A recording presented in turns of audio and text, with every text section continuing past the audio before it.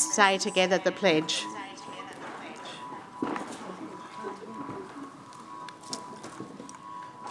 We recognise this city's considerable natural and cultural heritage, including thousands of years of traditional ownership by Ghana and the more recent contribution from people either born here or who have migrated here. As we meet together, we build on this heritage by respecting and listening to each other, thinking clearly, being receptive to new ideas, speaking honestly and deciding wisely for the current and future well-being of those we serve. Thanks, everyone. And we might just see if we can mute this sound here. Can we just mute it? I'm trying. Just one moment. Thank you. Yeah, that one, sorry. Go to the chamber, go mute. I think that should hopefully fix it. No. Go to the mute code. No, that one has to stay on. Oh, the other one? That's off. That's off. That one must stay on.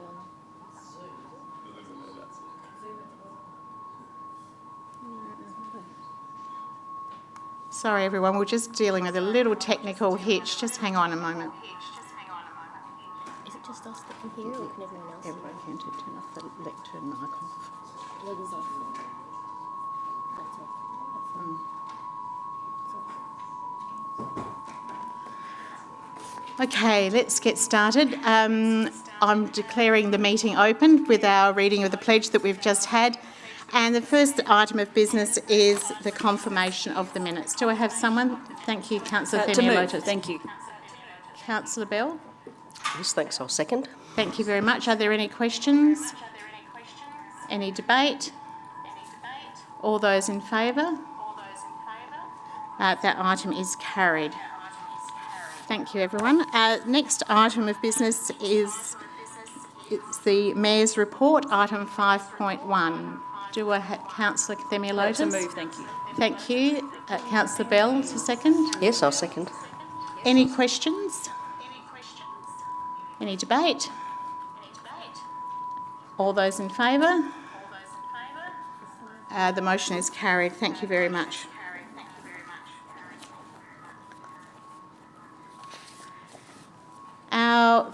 We are now at items group of 7, which are the deputations. And this series of deputations tonight are very interesting, and I'm thrilled to see we've got one of our youngest ever deputations starting us off. And if Delilah, if you'd like to come up to the front, that would be great.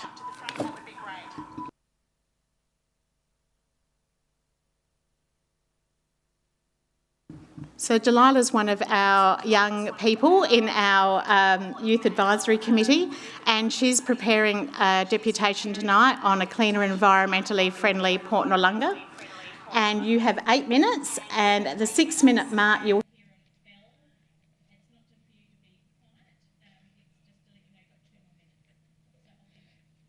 Do I speak in this one or this one? Both? Okay. Good evening, everyone. Thank you, Mayor and Councillors, for this opportunity to give a deposition and to present my concern about the litter along the Port Noarlunga Esplanade and the lack of signage for potential destruction of the Port Noarlunga Reef Aquatic Reserve ecosystem. First of all, I would like to acknowledge that this land we are meeting on today is the traditional lands of the Kaurna people, and I pay respect to their elders past, present, emerging, and I would also like to acknowledge their native title rights. I am Delilah Suleyman, a 13-year-old resident of Port Noarlunga and a student at Southern Montessori Middle School. In my spare time, I enjoy volunteering, taking lessons at Southern Rockhounds, making jewellery, taking care of animals, and I am also a member of the Onkaparinga Youth Committee. All those activities combined keep me very busy. I am here because I have concern for the rising amount of litter that is scattered along the Port Noarlunga Esplanade and the lack of waste bins provided to put your litter in. I am also concerned about the Port Noarlunga reef ecology and the repeated occurrences of people swimming over from the jetty to stand and walk along the reef, disturbing the marine life in the process. Almost every night I walk the Port Noarlunga Esplanade from the jetty towards Christies Beach with my mum. Sometimes it's forced, other times it's at my own will.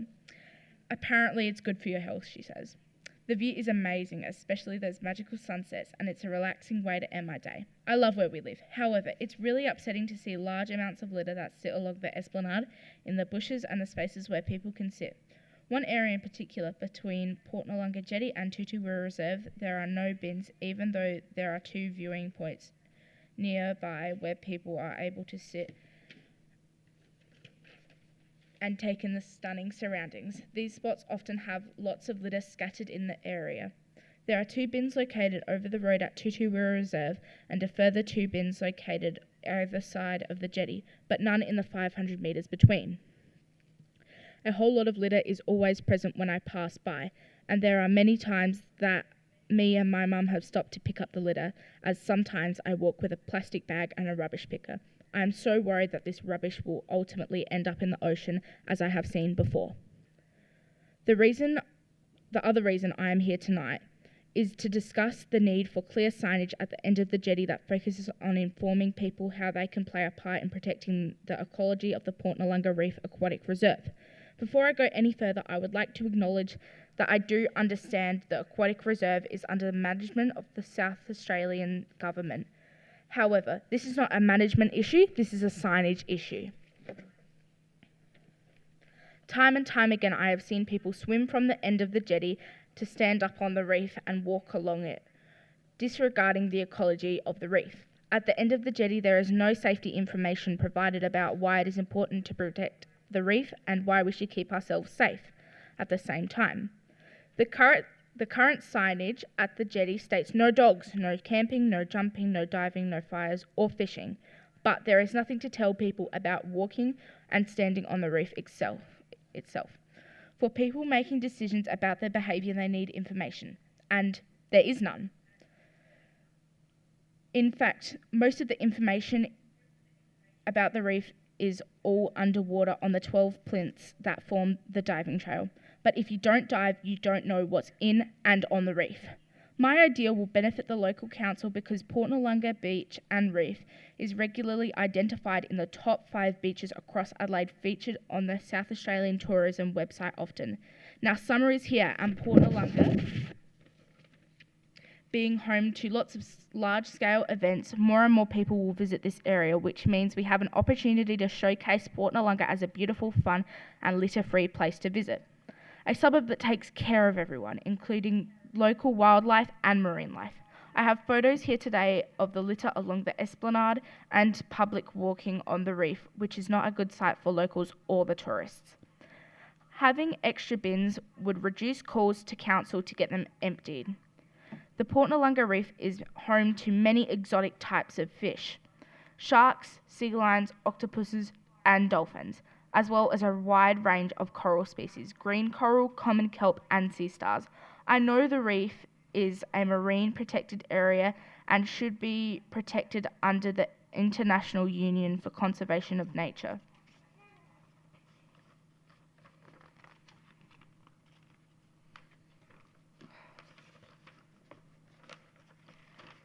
A further benefit to both council and the community is the opportunity to educate visitors and local about the reef and its habitats.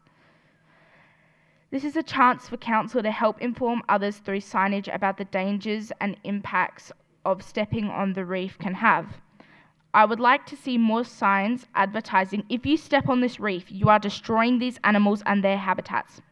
To finish, I encourage the City of Onkaparinga to put into action the following recommendations so we can have a better future for our reef and coastline. Number 1, I'd like to see 2 extra bins on the Port Noarlunga Esplanade located in the seating areas between the jetty and Tutu Wirra Reserve. Where possible, an increase in the emptying of bins in this area during the summer peak season, and the number of ice cream wrappers I have seen recently as visitors flock to the beach could be in relation to how overflowing these bins are.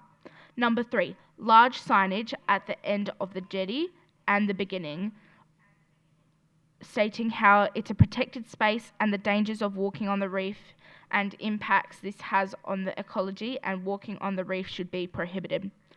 I look forward to seeing the local council take these steps to better the local environment and assist people in making informed decisions about their behaviour and the way in which they treat the environment. I have such love and respect for Port Noarlunga, especially the reef and the unbelievable beach. How lucky am I? Thank you. Thanks, Delilah. That's fabulous.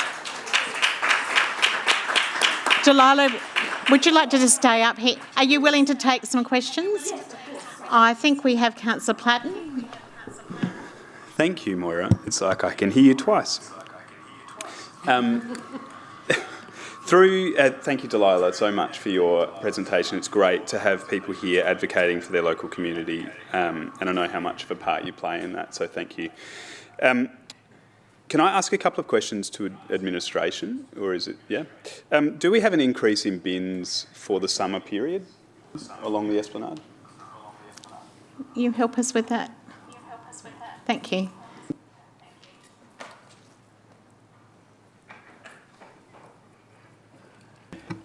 Through the chair, yes, we increased the number of bins through the summer period.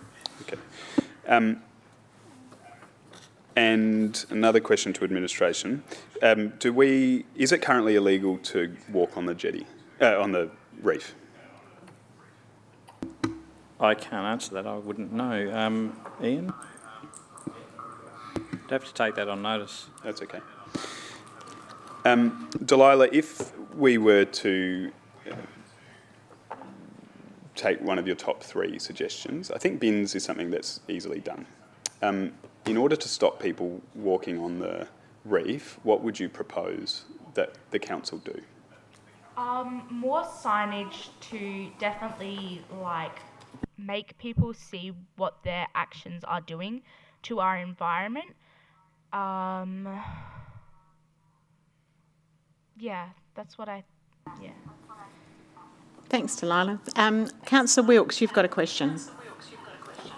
Yes, I do. Thank you. Thank you, Delilah. I loved your passion. That was a great speech, and it's really great to see an advocate, especially so young in our area, trying to clean it up and bring this important, all 3 of your important points to our attention. I also have a couple of questions for the administration. Kirk, while you're there, if you don't mind. When you said about the frequency of, the bins being increased in that area, what's the frequency over summer for Port Noarlunga? So the bin, through the chair, so the bins are basically doubled and serviced about 5 times a week through the summer period in particular.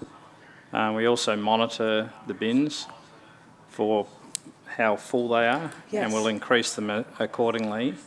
That doesn't necessarily mean that people will do the right thing, obviously. Okay. So do we have any linkage in with community groups that pick up rubbish along the esplanade and Hughues? That doubling is quite annoying, actually. It's tricky. You mean things like Adopt a Spot? Yes, Adopt a Spot. Does the council work with them to sort of take the rubbish off them or support them in recycling, or do we work with those programs or those community groups? Through the Mayor, mainly Adopt a Spot and the likes work through our creek lines, and we utilise correctional services at hotspot locations across the city. I couldn't tell you if we've got specific groups working on the esplanade at Port Noarlunga. Okay, and then obviously Councillor Platten has been a huge advocate for more bins in Port Noarlunga, and now we've got beautiful Delilah explaining that we need some more. Because we are increasing that frequency in summer, do we have anything in the pipeline to put some permanent bins or increase the frequency of permanent bins between that Christies Beach and Port Noarlunga and that walking track? Through the Mayor, sorry, I was getting the repeat there. So as part of reviewing the waste strategy, that's one of the areas that we're taking great concern with, and also looking at how we actually respond to both the coastline and high visitation areas such as our townships. Okay, thank you. Right, I don't have any other questions, but Delilah, I'll thank you again. That was really great, and thank you for coming and sharing your knowledge with us. Councillor Eaton. Thank you, Delilah, for your presentation. Just another question to staff. In respect to the reef area, does that sit under, that's Marine and Harbours, or responsibility, not ours, I understand? Through the Mayor, yes, that's correct. The jetty, however, is a council-leased jetty.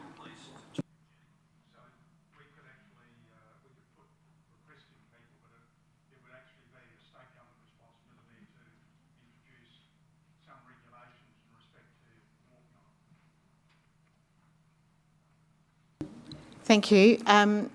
Delilah, thank you so much. We really appreciate you joining us this evening, and we hope to see you back continuing advocating for your community over many, many years. Thank you.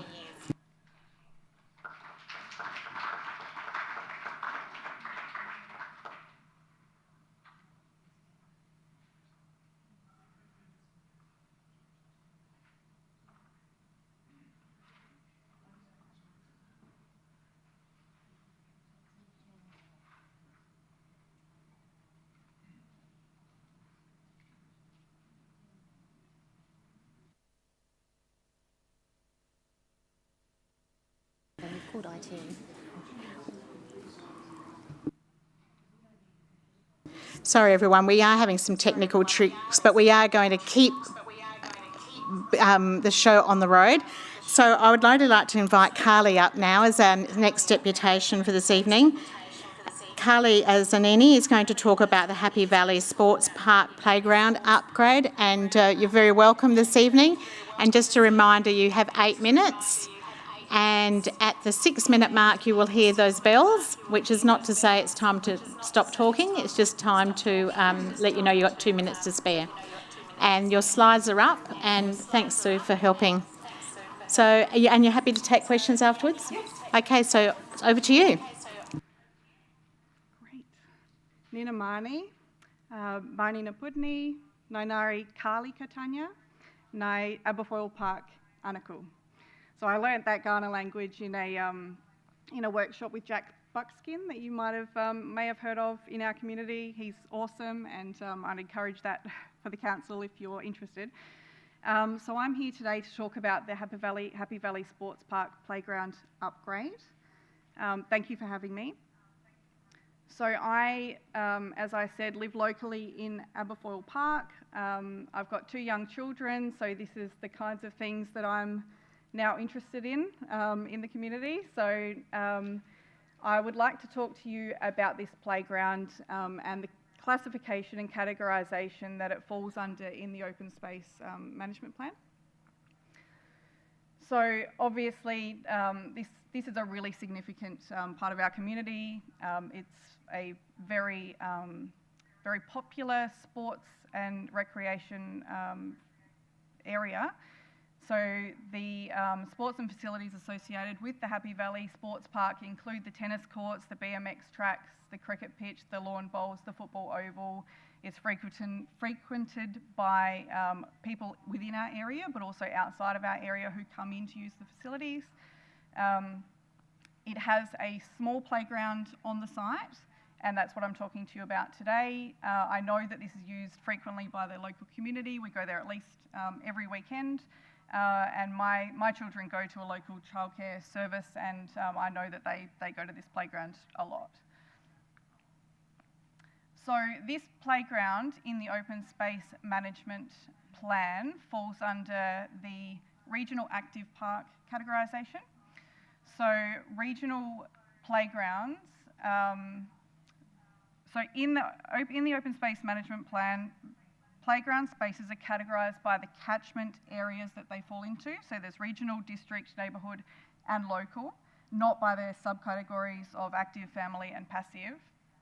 Regional play spaces, I've taken this from the Open Space Strategic Management Plan, high profile, they are iconic and unique in their design. They offer a large variety of play experiences for various levels and for people who come in beyond the city's boundaries. So if we then consider, we've got the regional catchment and what that looks like for a play space. If we then consider the subcategories of active, family and passive, this falls under the active subcategory, which means that it's then guided by the sport and active recreation strategy. So this sort of takes away from this regional play space that you can see down on the left. So this is guided by these documents. You'll also note here that it refers to some of these parks may provide a playground, and I just want to highlight that there's actually no specification that I could find in my research for playgrounds in the Sport and Active Recreation Management Plan. And I do want to preface this by saying that that it's awesome to have a park like this in the area, and that all I'm talking about is the playground. I just want to highlight that it is excellent to have this type of facility close by. So in this area, as I said, there's no guidance as to the playground facilities and the age ranges and the accessibility that it should include. So this is the current playground that we've got at this site. So it's got a few different types of play equipment.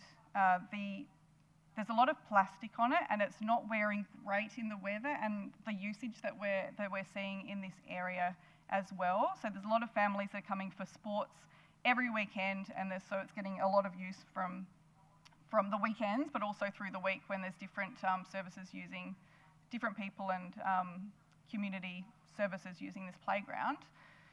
These images were from last weekend. You can tell by the weather it was not great. So we have been corresponding about this since the beginning of this year, and we've received the correspondence back to say that it is in the highest service level and reflects the catchment and demand of the location, but because it falls under the regional active classification, it doesn't have that playground guidance in terms of the facilities that it could have. So it is 11 years old. The correspondence that I got did say that there was a significant number that are more than 11 years old, and some exceeding 20 years in age. So there's obviously a systematic manner in which these playgrounds are being upgraded. So as a result, the response said that there was no plans to upgrade the playground at this time. There was also a bin that was going to be installed by mid-year, which hasn't been installed, and the water fountain does need another service, so we've got to get back in touch around that.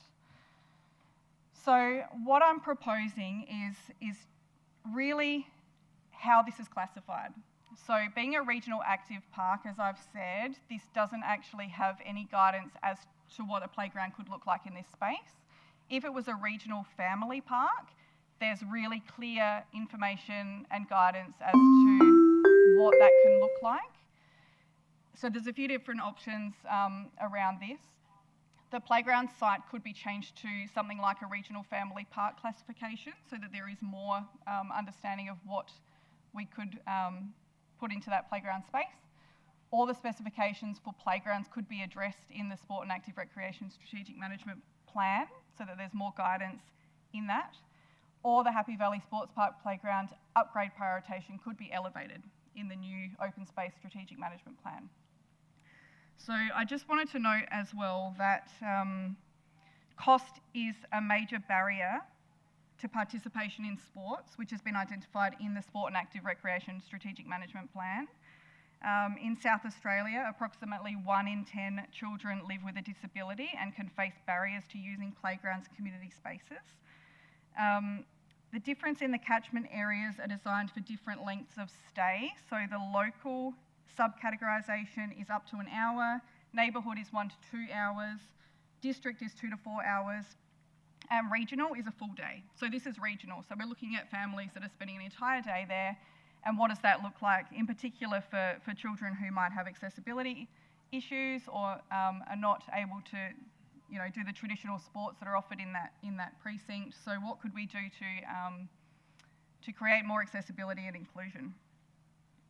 So the benefits obviously include accessibility for a wider age range, increased economic benefit through a higher rate of visitors seeking quality playground facilities, and just more options for families that are staying for an entire day at the site for sports and various things.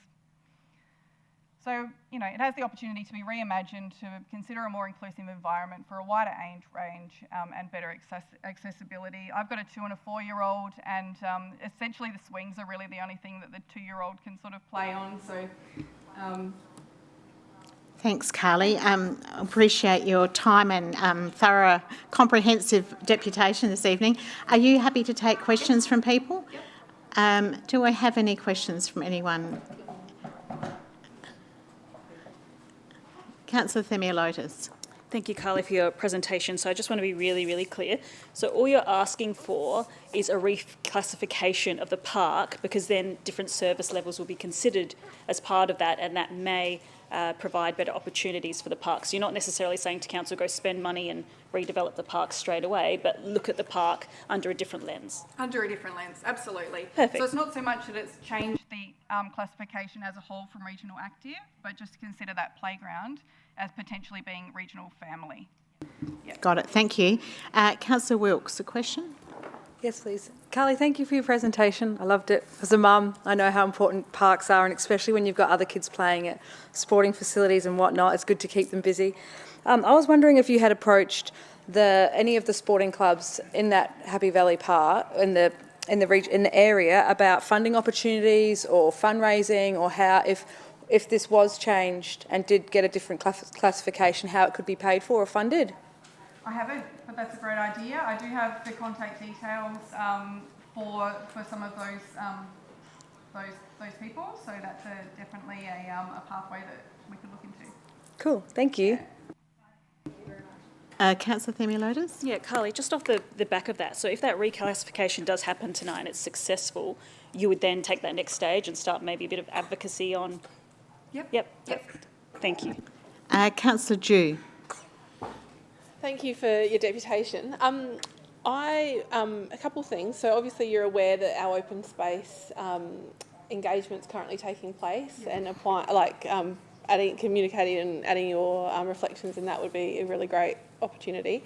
I also wondered what about it you consider it to be the regional family. I know you spoke about some of the state issues such as disability and accessibility and things like that, but what specifically about this makes you feel that it should be that classification?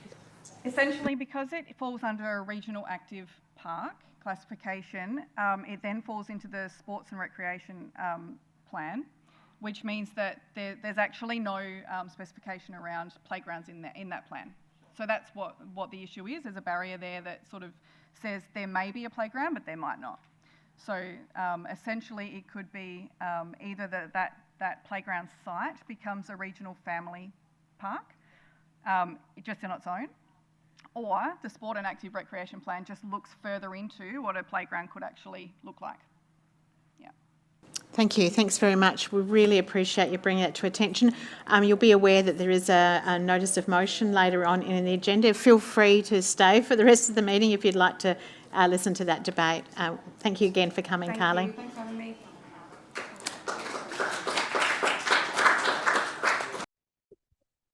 Our next deputation this evening is one item very close to my heart, and I'm thrilled that Megan Hughes and Dianne Newton are here to speak to it. If they'd like to come up now, that would be wonderful. And this is for a motion that we've put in before the council for consideration for a Key to the City nomination for Helen Oxenham.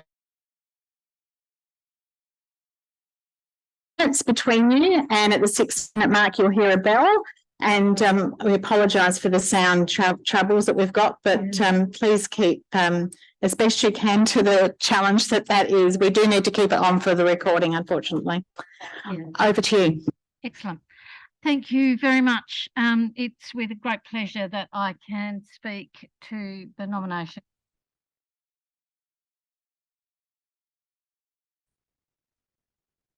for receiving the keys to the city.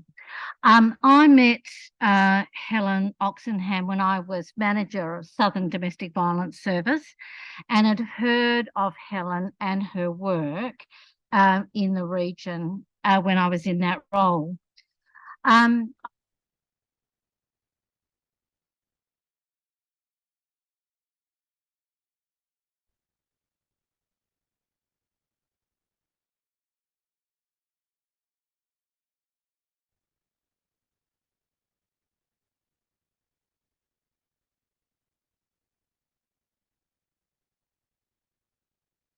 and we're looking at expressing that in different and new ways.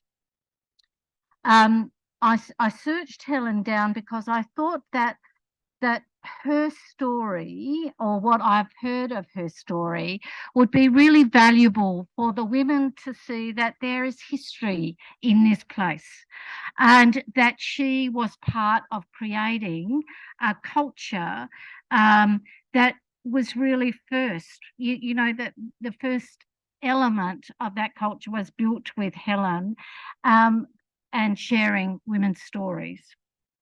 So she came down and she both met the women, and there had been quite a gap since she had been in the region and working till then. So she was really again moved and taken by the experience of women. And she was also really seriously dismayed at the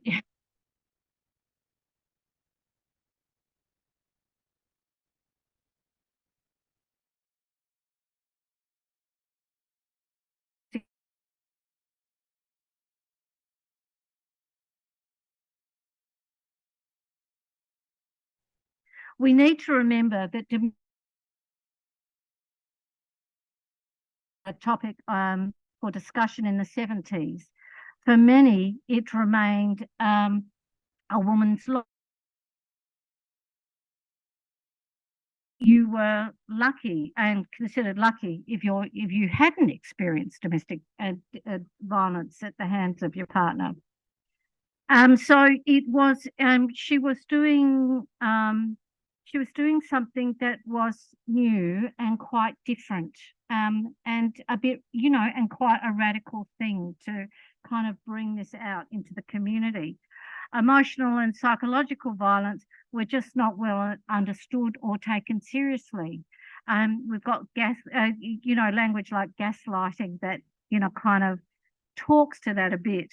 And now, of course, we've got coercive control that explains that dynamic in the relationship very well.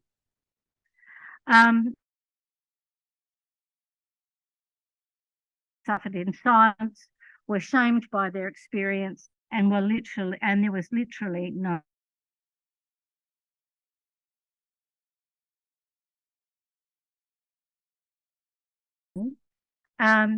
as a woman who was a small business owner with her husband, trying to understand the position in her position in society, invited local women in Christies Beach to join her in the back of the jeweller's shop to read contemporary literature on the position of women in society.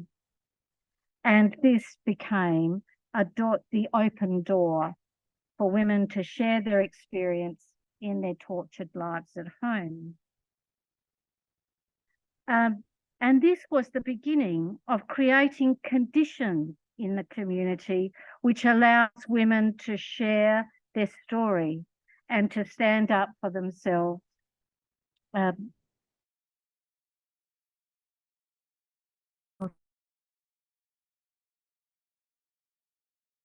Yeah, okay. So you take over.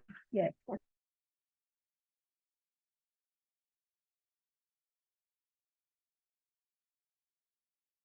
Creating the conditions in the community and to stand up for themselves, to be part of the change of fighting for women's equality, both in public and private life. This was a radical act and probably made a number of enemies, although she was comfortable at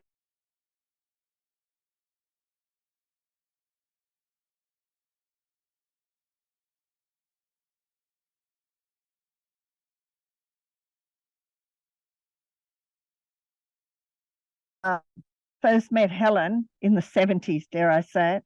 I just want to take you back to the 70s and what that actually means. In the 70s, it was the new era. It was the era of the miniskirt. It was the era of women and same-sex relationships speaking out. Gay people were saying they wanted equal rights and they were pushed down for that. Women were pushed down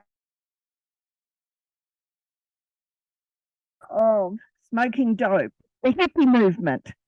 It was very different from 2023. 2023 is barely connected. In this era, this is where Helen was. She was a wife and a mum. She wasn't a feminist, where the feminist movement was speaking out about domestic violence and the inequality of gender. She was a mum, a wife, and a shop down Beach Road. And the way women came to her was they'd come into her shop and then they didn't want to leave because they were fearful to go home. Being fearful to go home, she decided, well, I better give you a cup of tea and a biscuit. As a good wife and mother of three would do. Word got around in Christies Beach. People knew where to go if you wanted a cup of tea, a biscuit, your kids to be able to do some colouring in, and you didn't have to go home a few minutes after he came home. It was a safe place to be. In fact, so many people congregated at the jeweller's store that Helen had to put on an extra room. She made up the shed and people went into the shed. Women with their children, they stayed the day. Then she figured they've got to do something, and that's where, as Megan said, all the books came in. And then those women congregated and they didn't want to go home at night. And so lobbying occurred. And it was just pure coincidence that Helen, as a wife and a mother of three, the wife of a jeweller, was able to join with women and lobby the state government for a place where women and children could sleep. And that was the first opening, was Christies Beach in 1977, Christies Beach Women's Shelter. I want to say to all of you that Helen's experience, Helen's courage, and the women that worked with her fit clearly into this council's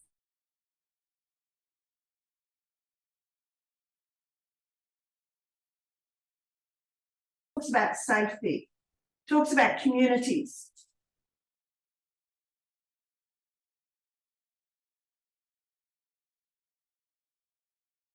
In this region. It's exactly what Helen was doing.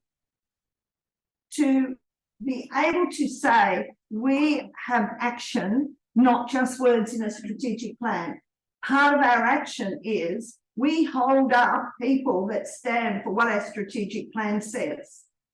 We hold them up and we give them notice that they are respected and loved by this community. And I need to pull you to a halt, sorry. To this wonderful city of Oxenham. Thank you. Thanks, Megan. Thanks.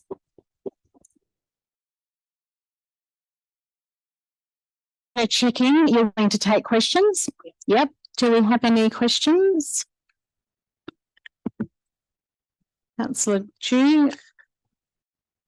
Thank you both for your deputation. Can you talk a little bit about recent times and what Helen's been involved in recently down across our region, please? Yeah.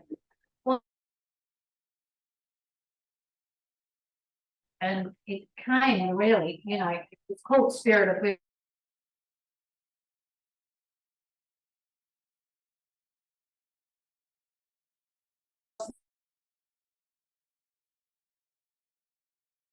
women not changing, not being the whole idea about having a place together for children together.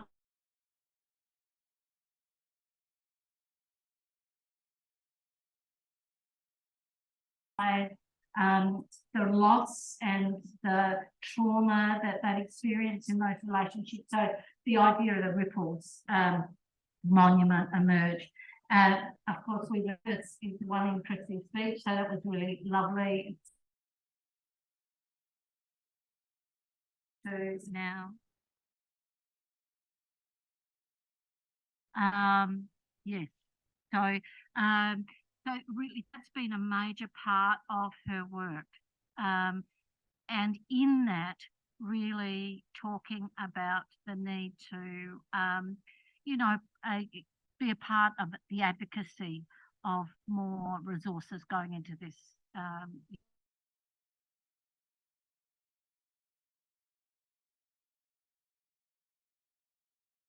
Had on so a little bit about that, like what's the impact that she would have had across Uncle Prenga given this?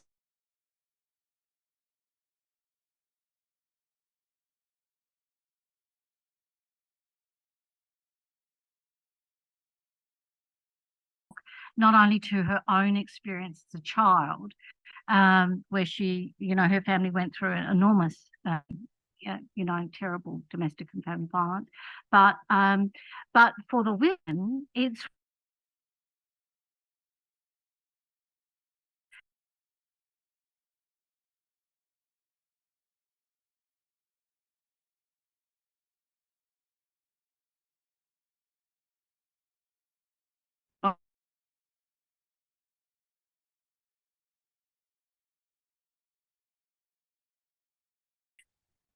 social engagements, and I'll come back to the 70s. Back in those days, the pill had only been around, the contraceptive pill had only been around for 7-8 years.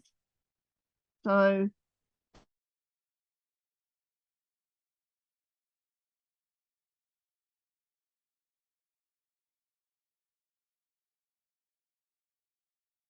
the husband in for him to,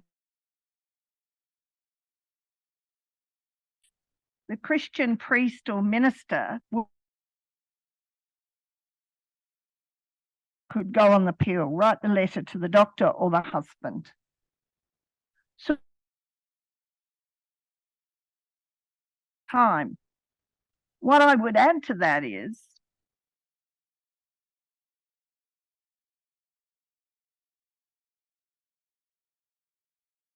to domestic violence.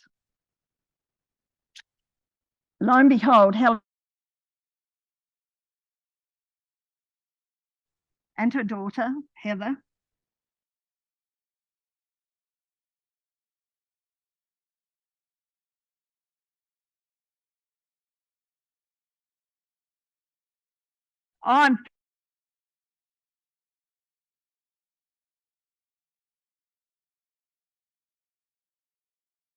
so here she was. I said to her, what was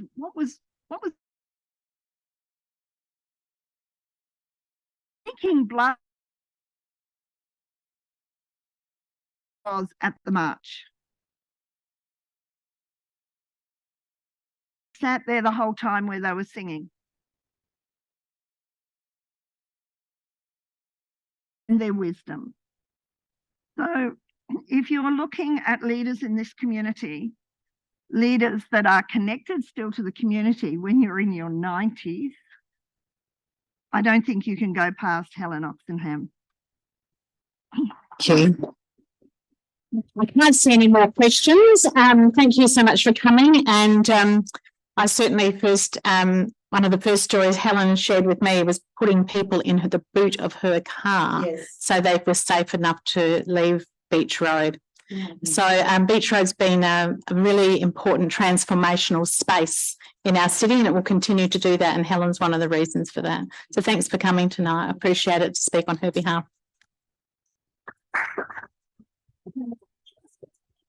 Next up we have Donna.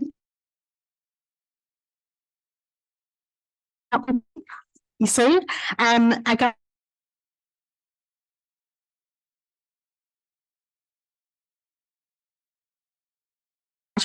shortly if you want to stay, but feel free to go if you wish, and we'll let you know the result. As Donna, we've also got your item further down the agenda too with the petition later on this evening. So feel free, same apply, 8 minutes.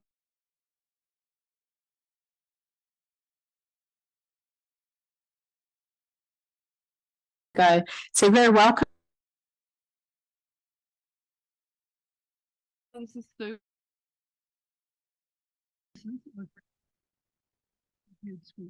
near misses all the time, and I got stopped on Saturday from a resident who'd signed the petition saying Friday night they were nearly completely cleaned up coming out the driveway. They actually worked for the council.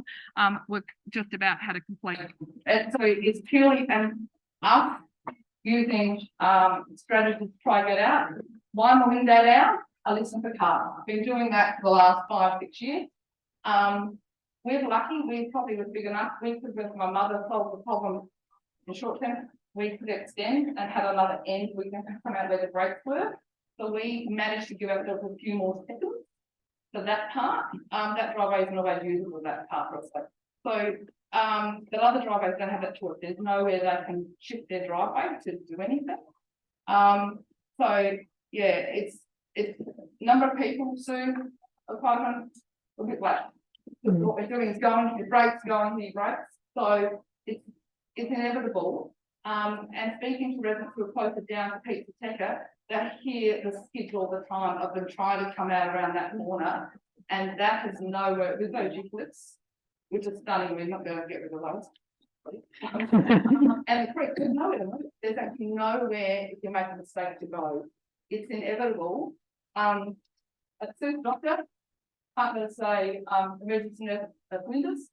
I work so far up to look at the difference. We do not want to be in that situation. That's what we're trying to avoid. We don't want to be in that point and then say we told you so, or we didn't feel guilty, we didn't do anything. We want to minimise the risk. That's what we're trying to do. And I personally was mortified when I started speaking to the neighbours to hear us all saying the same story about the danger. Like we're all in the same boat. I thought it was just our driveway. There you are. That's how you sit in your bubble. And it wasn't until you started speaking you realised this is huge. So let's just take a few more questions. Councillor Pritchard. No, that's all right. Hi, Donna. Good to see you in person. We've spoken a couple of times on the phone. I completely agree with everything that Donna and Sue have been presenting tonight. It's a fantastic stretch of road, but very dangerous.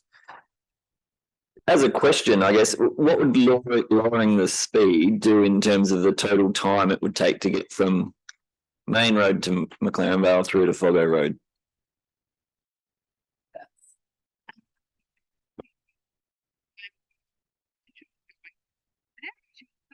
We are driving 50 to 60 kilometres an hour. We're not driving 80 because of the pure safety. Like the stretch between down towards Sue's Place, towards Pizza Tecker, the kangaroos, the animal loss, apart from just the narrowness. But we're all doing that because you never know whether you come over the crest of the hill into the back of a picker or a tractor. I nearly met a bus, coming through. Even though the road was supposed to be closed because of the roadworks, somehow the bus got there, and between my father and the bus, we didn't fit at 80 km. We had to be doing 60, or actually I did 25 because the road was not able to pass the road. Councillor Fisher, you've got a question. Thanks, ladies, for your presentation. Ladies, we advocate for a lot of speed reductions throughout the city of Onkaparinga. It's a big city, as you can appreciate. I just need some clarity from admin, please. Do we own the road? Do we not own the road? And can we have some comment in relation to how we may advocate to state government, but the rules that are in place to ensure speed limits are consistent? Thank you, Kate. Through the Mayor, Chalk Hill Road is a council-owned road. As per the petition report, we would undertake further investigations with regards to what the actual speed people are travelling at. So we can use a product called Movin that does that. That then sets the average speed, if you like, which forms the basis of what we can apply to the Department of Transport for with regards to the speed limit. They will take into consideration their operational guide, which has things like, as has been said, the amount of traffic, the type of the composition of that traffic, the roadside development, those types of scenarios. So all of those investigations would be taking place for a report to come back to council. Councillor Wilkes. Thank you. Thank you for your presentation. I am a frequent visitor for the wineries, and Pizzateca, and Maxwell's makes a really good mead. But what I would like to ask you was, because you've obviously lived there for quite a while, all of the wineries that are on that road and the population that you speak of, in particular, are those wineries fairly new? Like, are they something that, so you're getting people that don't normally drive that road quite often on a Saturday and a Sunday? Is that what I'm picking up there?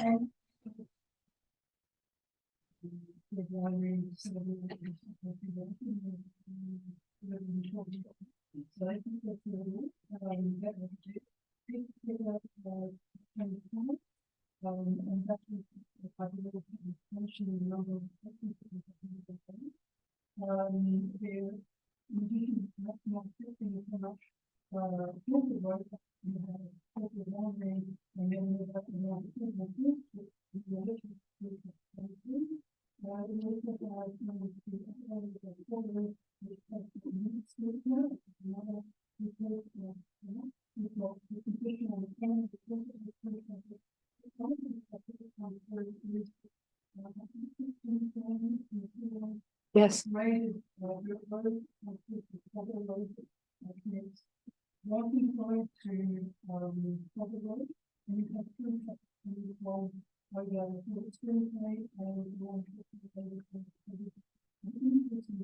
Wow.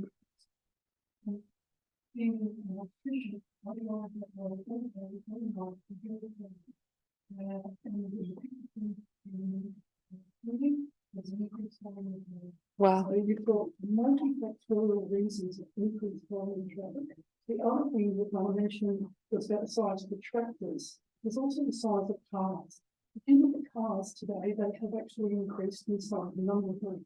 My own personal one, my Prado in 2004 to 2019, has a 9.5 centimetre width increase. My current Prado is 9.5 centimetres wider than the one I had previously. So if you've got two cars passing in a row of cars on the same stretch of road that has been there for ever. Yeah. Sounds like there's a dramatic increase in the amount of cars and the sizes. I also have a couple of questions for staff. Are there any intersections on this road marked for what's coming for the rural junction warning systems or anything in the black spot funding? Through the Mayor, the intersection of Field and Chalk Hill Road is one of those 21 intersections. That's compact roundabouts being proposed there. Perfect. I did see that in the report. I just wanted to get that because it leads into my next question with a report coming up is, will that require a speed reduction at that roundabout? Yes. Well, do you know off the top of your head what? Generally, and the type of proposal we're putting there, we actually pull the speed down to about 40 kilometres an hour because it's a raised platform leading into it, but that only treats a small section of Chalk Hill Road. Okay. The issue that's being discussed here is much broader than that. Fantastic. Okay, so that will require a speed reduction. And then Councillor or Deputy Mayor Fisher touched on it, but you can individually have a rural road that we can nominate for a speed reduction. That is possible within our legislation. If it meets the requirements of DIT's guidelines, yes. Recent example is Picket Range Road, and the areas in that area were reduced from 80 down to 70. Okay.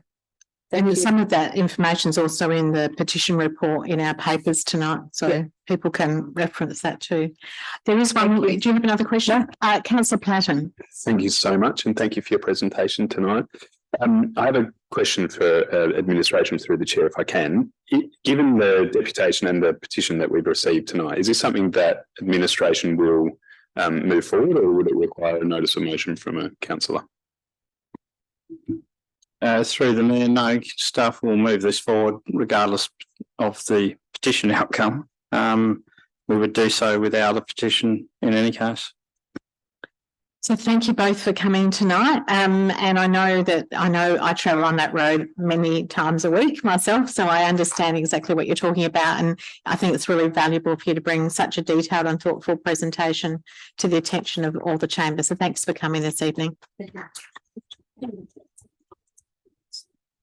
Our final deputation this evening is from Maria Vouis and her companion Julia Wakefield, who is not here with us this evening, talking about jetty jumping safety and the marine life disturbance at Port Noarlunga Jetty, and some of those issues will reflect on what we heard earlier from our first deputation.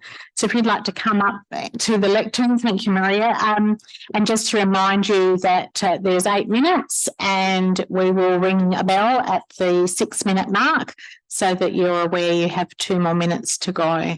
And thank you so much for coming this evening, and it's all yours. Okay, these work? They do? Okay. Hello, everyone. Thank you for having me to talk to you in this deputation. My name is Maria Vouis. Sometimes I'm known as Hughues. I'm a writer and a poet, a teacher, and I absolutely adore Port Noarlunga Reef, and I adore our estuaries. I absolutely love this place. I've lived here for 20 years now, and I'm aware that I am living and writing and walking my dogs on Ghana land. And as a Greek migrant, I understand the value of land because we had ours robbed from us by many different people, including the Ottoman Turks and Venetians and who else turned up at the time.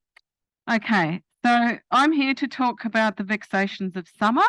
And down here, and like Delilah, I am an absolutely avid lover of our beach and our reef. I am what I would call an addicted snorkeler, and run about up and down and flip about a lot, including for the last 15 years. I would, during the spring, summer and early autumn season, I would probably snorkel and swim the reef probably about 5 or 6 times a week. So I would say that I have very good observation statistics and understand what's going on down there. I also want to bring up that I understand that our reef is part of a network which makes up the Great Southern Reef, and we often talk about the Great Barrier Reef as something extremely wonderful, which it is, of course, but we also have an absolute gem, ecological gem down here which needs to be preserved. All right, so my beef is that jetty jumping becomes a national, or well, I guess a local hazard most of the time during the height of summer. And as our population is increasing down here, so are the various jumpers, so to speak. And, you know, I'm not going to be ageist about this, but it is usually the youngest ones. You know, they tend to egg each other on, although I have seen some older people as well. And one of the divers who gets really vexed by this tells me, has a little joke that when they get in the water, he likes to pull them down and hold them under until, but I don't know whether that's just an old salt story. Okay, so what I'm saying is that the signage that talks about not jumping, that jetty jumping is an offence, which is, I understand, to be a bylaw 6 of the council. Foreshore is regulated by rangers with assistance of SAPOL, and apparently this is an offence. But the signage that we talk about, and I have pictures on my phone, is small, and it is located at the beginning of the jetty on the esplanade and is easily, I think, ignored. There's no other signage at the end of the jetty where the jumping occurs. So, as I said, basically we're getting a lot of young people, some older people, who are launching themselves off the end of the jetty onto swimmers, divers and snorkelers below. There's a constant bombardment of people, so you're getting a lot of what we call anthropogenic noise pollution and anthropogenic seismic pollution and explosions in the water, and that also affects the wildlife. And what I have observed is that whilst the height of the jumping occurs, there are virtually no nudibranchs and virtually no starfish, the filter feeders, around that particular area. But once they kids go back to school, which is usually the kids go back to school, those nudibranchs and filter feeders do tend to start to come back in. So that's my observation. What the other observation I have seen is that there is in-water conflict between jumpers and the people who are already swimming down there, and there often are arguments. And I've also observed that the jumpers jump so close to the swimmers. I've actually seen 1 metre left between someone in the water and one of the jumpers. And that's pretty close. That's an accident waiting to happen. So as I said, in my 15 years of use of the jetty, swimming and snorkeling around it, I have never seen a council ranger. Don't shoot the messenger. I've never seen a council ranger or a SAPOL police person monitoring the jumping site. Never. And I've made several phone calls to see if we can get a few people down there. There is no fine structure that I understand attached to the signage saying that you will be, don't do it, don't jump off the end of the jetty. I don't know if it's fine. And as I said earlier, the pressure from the explosions of the jumpers hitting the water and the anthropogenic noise is really, really detrimental to our wildlife. And we have had an absolute plethora of wildlife down there. Some of my best memories have been made by observing the beautiful fish, the cardinal fish, the little sharks, the Port Jackson sharks, the seals, the the little puffer fish. There is such a range of down there. It really is a gem worth preserving. So what I'm asking really is for larger and visible signage to be erected at the jumping site. Now, of course, funding, it's going to be an argument. Money's always an argument, isn't it? A roster of rangers to be allocated time to regularly monitor the jumping site. Now, here's possibly a controversial suggestion, but cameras with facial recognition be put up on the jumping site for a short time, so it has a sunset clause, in order to capture the offenders and allocate fines. A range of fines could be implemented as a dissuasive device. And I just think that signage educates people about the importance and beauty of the natural resource, which needs to be preserved for future generations, and to really sign it that it is part of the Great Southern Reef. It is part of an absolute national gem. So signage could be creative and artistic. You could have an arts project where youth actually create beautiful signage. You could sculpt it and put it up there. So the benefit would be safety of swimmers, snorkelers and divers, preservation and respect for our ecology and marine sanctuary. And I think that council could actually derive some income from fines, which could be used for all sorts of purposes, including education. That's me. Any questions? Councillor Platten. Thank you so much, and thank you for your presentation. Thank you, Dan. I have a question for administration through the chair, if I may. Can we have an indication if there is a fine associated with jetty jumping, and is that enforced by the council? Can you take that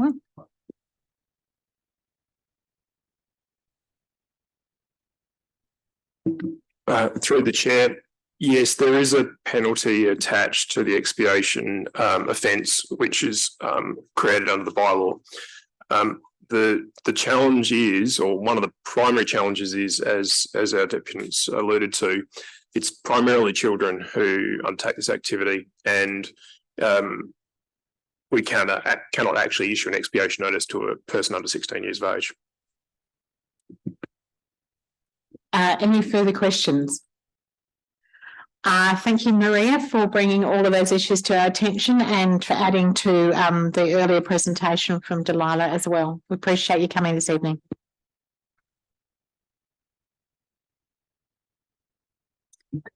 So we'll move on to the section of presentation of committee reports, starting on page 21 for those of you following an electronic version.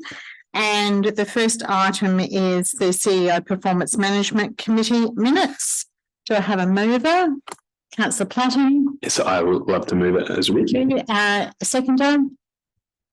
Councillor Stafford. Second. Thank you. Any questions? Any debate? All those in favour?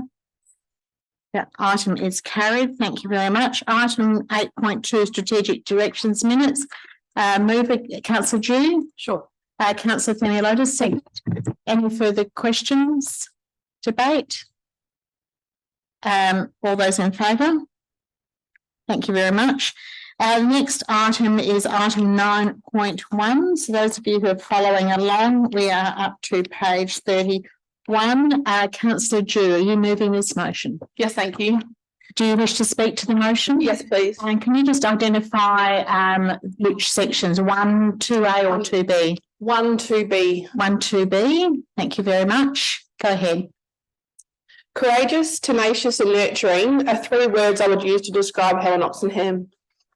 For decades, Helen has been a driving force behind numerous initiatives that have supported the lives of countless individuals within Onkaparinga and shone a light on a pervasive issue within our society, domestic and family violence. Her leadership in making visible the often invisible, particularly in providing safe spaces and places of reflection, has laid the foundation for healing for many in our community. In the last 10 years, we've seen a positive shift in community awareness of the impact of domestic and family violence. We still have a long way to go in supporting those affected in their recovery, the women, children and families. This prevalent and pernicious issue impacts whole communities, and no doubt it will take whole communities to see it as their responsibility to act.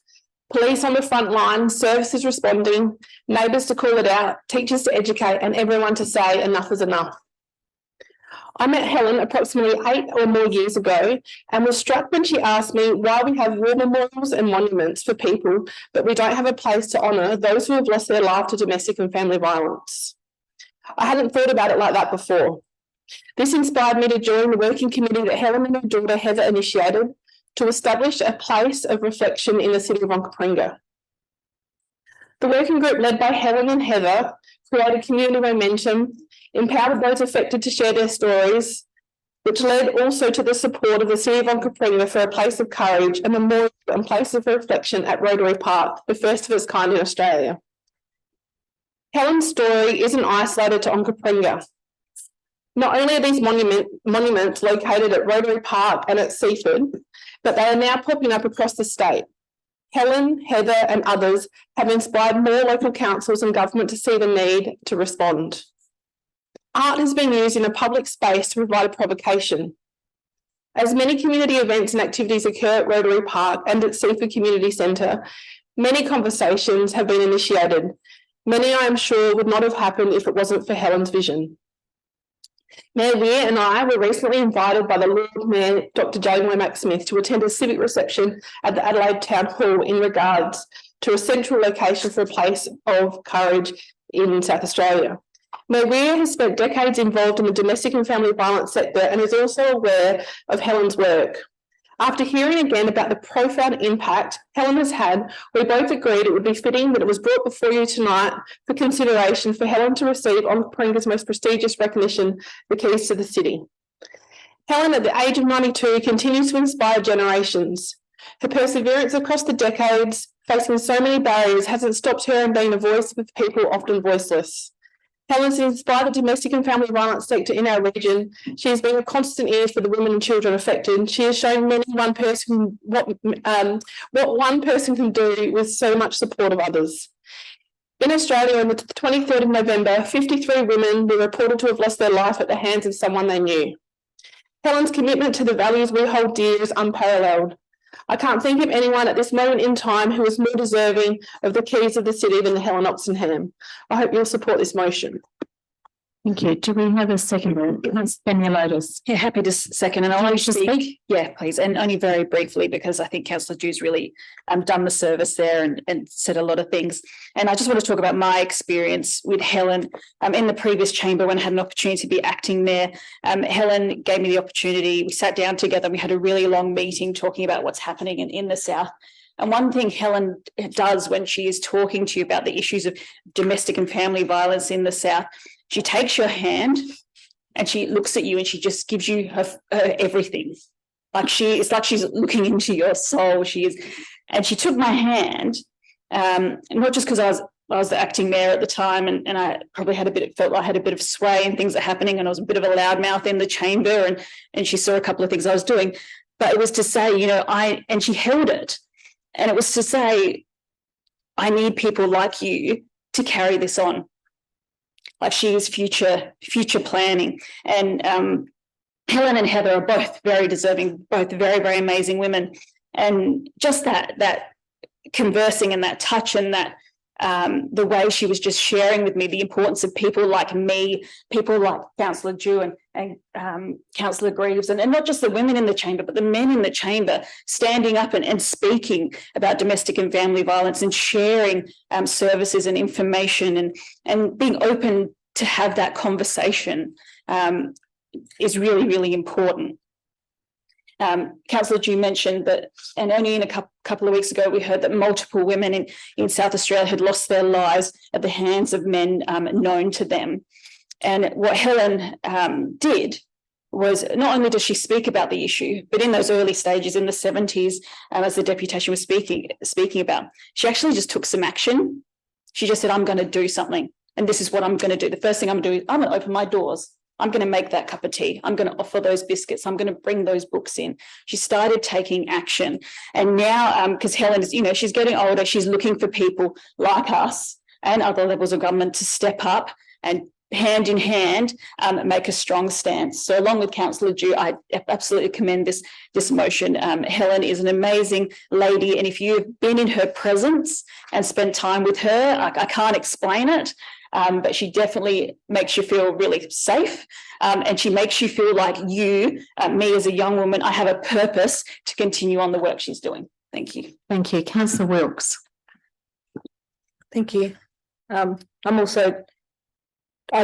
had the pleasure to meet Helen. She is an amazing woman. She's done amazing things for our community, for women. I've heard her story firsthand. I often look at the building on Beach Road that still stands, and I remember asking her, and she was telling me how the high fence is still there, and you can see the position of the building and the fence, and it's quite moving to walk past it and think that was a refuge for so many women, and that she was groundbreaking to be able to provide that for women who suffered. She's had an amazing impact on the community. I was lucky enough to witness in the 16 days of activism, the Men's March, and I took my children down to Rotary Park after it, and we saw the white shirts on the it's like a fence there, and they said the clothesline, but it wasn't a clothesline. They've left them up, and it was on like the shirts they've left up, and they said, "Mum, what's that about?" And I had to explain to them that it was the women who had lost their lives at the hand of their partner, and it was quite emotional to be able to have that conversation with my 3 young daughters. I think the way that she has created the Spirit of Women, which is the non-for-profit organisation seeking to help the domestic and family violence, I think the Places of Courage are really moving as well, and it's beautiful to know that women who are suffering do have a place to go and reflect, and hopefully can gain some strength from that. I see her as courage. She's got courage. Her practical kindness and her true leadership in that space is extremely moving for me. I find her groundbreaking, and I just want to personally thank her for what she's done for women and the way she stood up and become a groundbreaker. And then to this day, I could not think of a more deserving recipient for the keys of our city. She's already been honoured with an Order of Australia, so I just think that we should definitely support this. Thank you. Thank you. Councillor Fisher. I also second the motion, or tried to. I was at the march that commemorated at the Southern Football League's march against within the 16 days. My question is of admin. So normally when you bestow an award of any description, you get a brief synopsis of the extent or the criteria of it. So can I have some advice on how often we do this and what is the criteria? I can answer a little bit of that and pass it on to admin. So we have done this previously for a few people. The late Mayor Gilbert and his wife Edith, Andy Thomas, the astronaut who lived and grew up in McLaren Vale, and I believe there's a cyclist, as well. So it's a rare thing to do, but it is something certainly that I'm pretty keen that we start to amplify leadership across. I would like, and many of you know that I would like Uncle Pringa to be known for our leadership in all sorts of ways. But do you have anything to add to that? Yeah, just that's great. That is this would be the 4th occasion if it went through. So 2018 and then in the early 2000s. So essentially, it's an exceptional, outstanding achievement to the community. So if you agree that that's the bar that's being set, then that's so something above and beyond what would be any other way. And in the report too, there's some information about more detailed information about Helen in the exceptional category. So Councillor Eaton. Well, certainly this is a most appropriate recognition of the service over many, many years. We have a number of guests that obviously come along to these sorts of presentations. May I ask that the Victims of Crime advocate, Michael O'Connell, get an invitation to it? It's most appropriate. If you need his contact details, I can provide them. Thank you. I'd be very happy to invite Michael. I know him well. I don't believe he's in that role any longer, however. I believe that division is actually defunct. But we can... the advocate. I'm happy to extend an invitation to him. Very happy. I know him well. Any further questions, debate? I will then put the motion. All those in favour? That motion is carried. Thank you very much, everyone. And Councillor Drew, if you would be so kind to pass that information on to Heather so that she's can let her mum know. The next item is the Australia Day events, community and engagement outcomes, item 9.2, Councillor Themeliotis.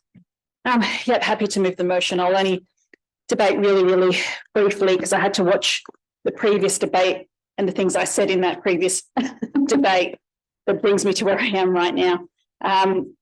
Look, I accept the outcome and I accept the recommendation from council staff. I think, and I mentioned this to the mayor, and I think I might have mentioned it to another elected member, that my feeling around this, and I know the mayor said feeling's not a policy, but I'm going to share the feeling anyway, because I did mention in the first debate that if our wider community was divided, but our First Nations people were very firm, where do you side? And I hate. It's a pet hate of mine is creating expectation. So when you go out and you engage, and we intentionally went out and engaged with First Nations people at an event and you get an outcome. I don't know why I'm shaking about this. It's because it's a feeling that I just can't really express. So I'm not actually feeling good about this at all. That's what I'm going to say. I don't feel good about this at all. And I don't feel good about the outcome and I feel creating expectation for a group of people who hold us in very, very high regard and expect us to be leaders in the space. And I know we are leading in many, many places.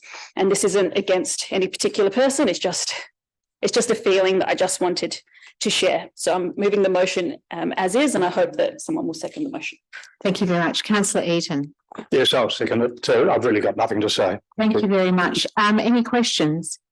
Any debate? Just to remind us what the motion is, it's actually about noting the report. So there'll be other actions, I'm sure, at a later date. So all those in favour? The motion is carried. Thank you very much. We're now moving into our committees and appointments, and the appointment of the Deputy Mayor is our next motion. And Councillor Wilkes, Councillor Platten.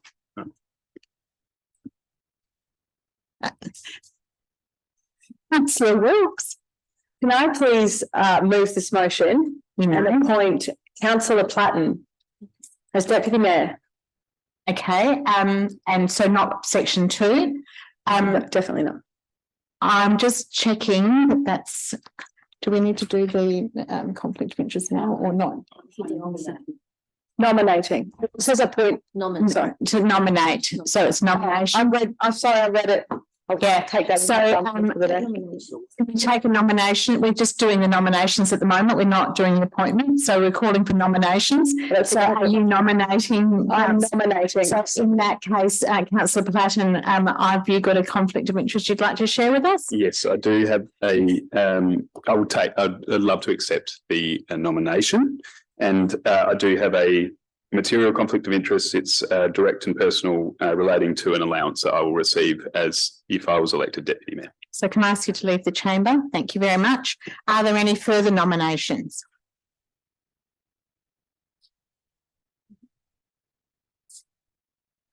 There being no further nominations, can I put it to you to the vote?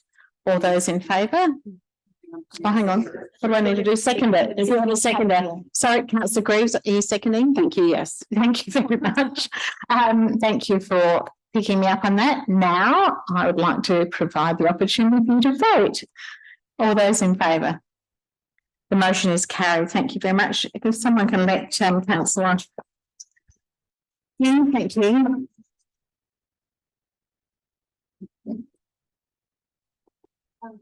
Yeah. When that item comes up, can we do that, or can we do that now? Well, it is, no, when the item comes up. It's when the item comes up. If we choose to, this would not be part of it.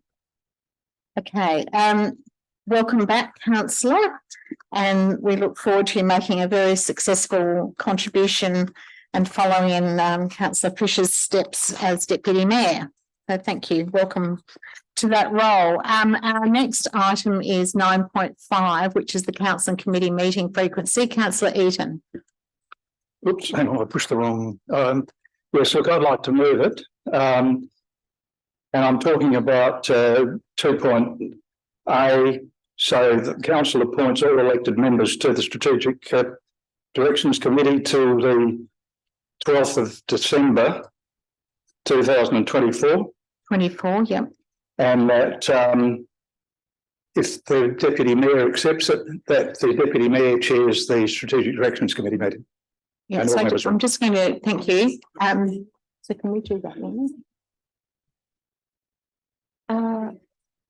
We can, you can just ask, is anyone else, ask the Deputy Mayor, is he happy to accept? Yeah, Councillor Platten, as Deputy Mayor, are you willing to accept the role of Chair of the SDC Committee? As this is the current motion that's before us. Thank you. Do we have any nominations for Deputy Chair? Before we finish the whole. Yes. And do we have any nominations for a Deputy Chair of the Strategic Directions Committee?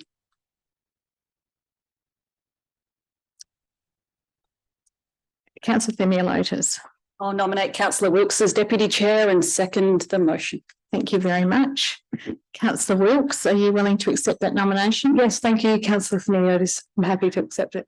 So this is just being clear what we're doing here. So we are agreeing that the Strategic Directions Committee exists, that the Deputy Mayor is the Chair, and the Deputy Chair of the Strategic Directions Committee would be Councillor Wilkes.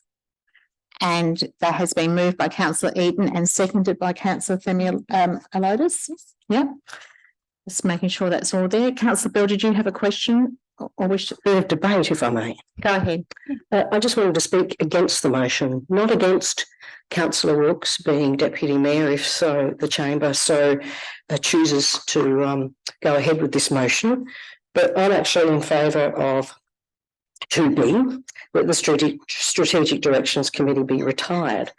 I think it has been obvious throughout the year to me, as I'm sure it's been obvious to others, that really, although it was a good meeting that we've had, very productive, they were very short overall on average, and essentially I don't believe it would be of really in the best interest of the Chamber and also the best interests of the community that we continue with the committee. I think there would be room to actually save quite a bit of money in that doing that by retiring, that is. I think in the something around the $7,000 mark or more, from what I understand, and essentially I suspect there would be a savings to not having another meeting unnecessarily. That could be essentially merged into the monthly council meeting.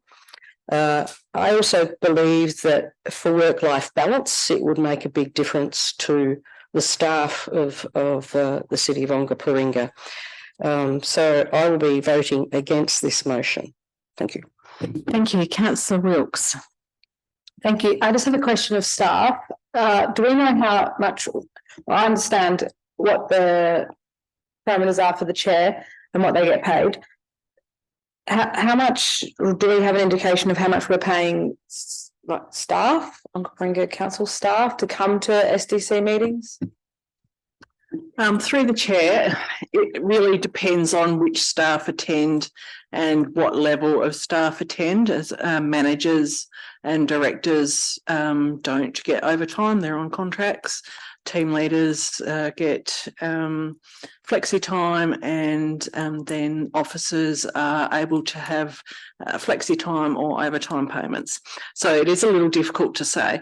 What we do know is that on average for the last 3 SDC meetings, including security, cleaning and catering, it's around about $1,500 a meeting. Councillor Themeliotis. Couple of questions. Yeah, you've debated. Absolutely. A couple of questions. Got to take Councillor Bell's point now. If there wasn't an SDC meeting, what would happen on that Tuesday? I might start with the answer to that question, and perhaps staff can assist and add to it. Is I think that it gives one of the things that would be possible, I'd imagine, is for a workshop, if we needed to do that in terms of our workshop schedule. It would also be the reports going to our council meeting that as we require them. I'm wondering if there's any other things you'd like to add to the range of possibilities on the smorgasbord. Through the chair, you would have noticed this year that we've had quite a lot of meetings and EM sessions on Thursdays. So if we were to free up a Tuesday by not having SDC, perhaps that might lighten up a bit. That's been a pretty heavy load for elected members. Or the free Tuesday could be a night off. Okay, but there isn't any savings because we may still hold something.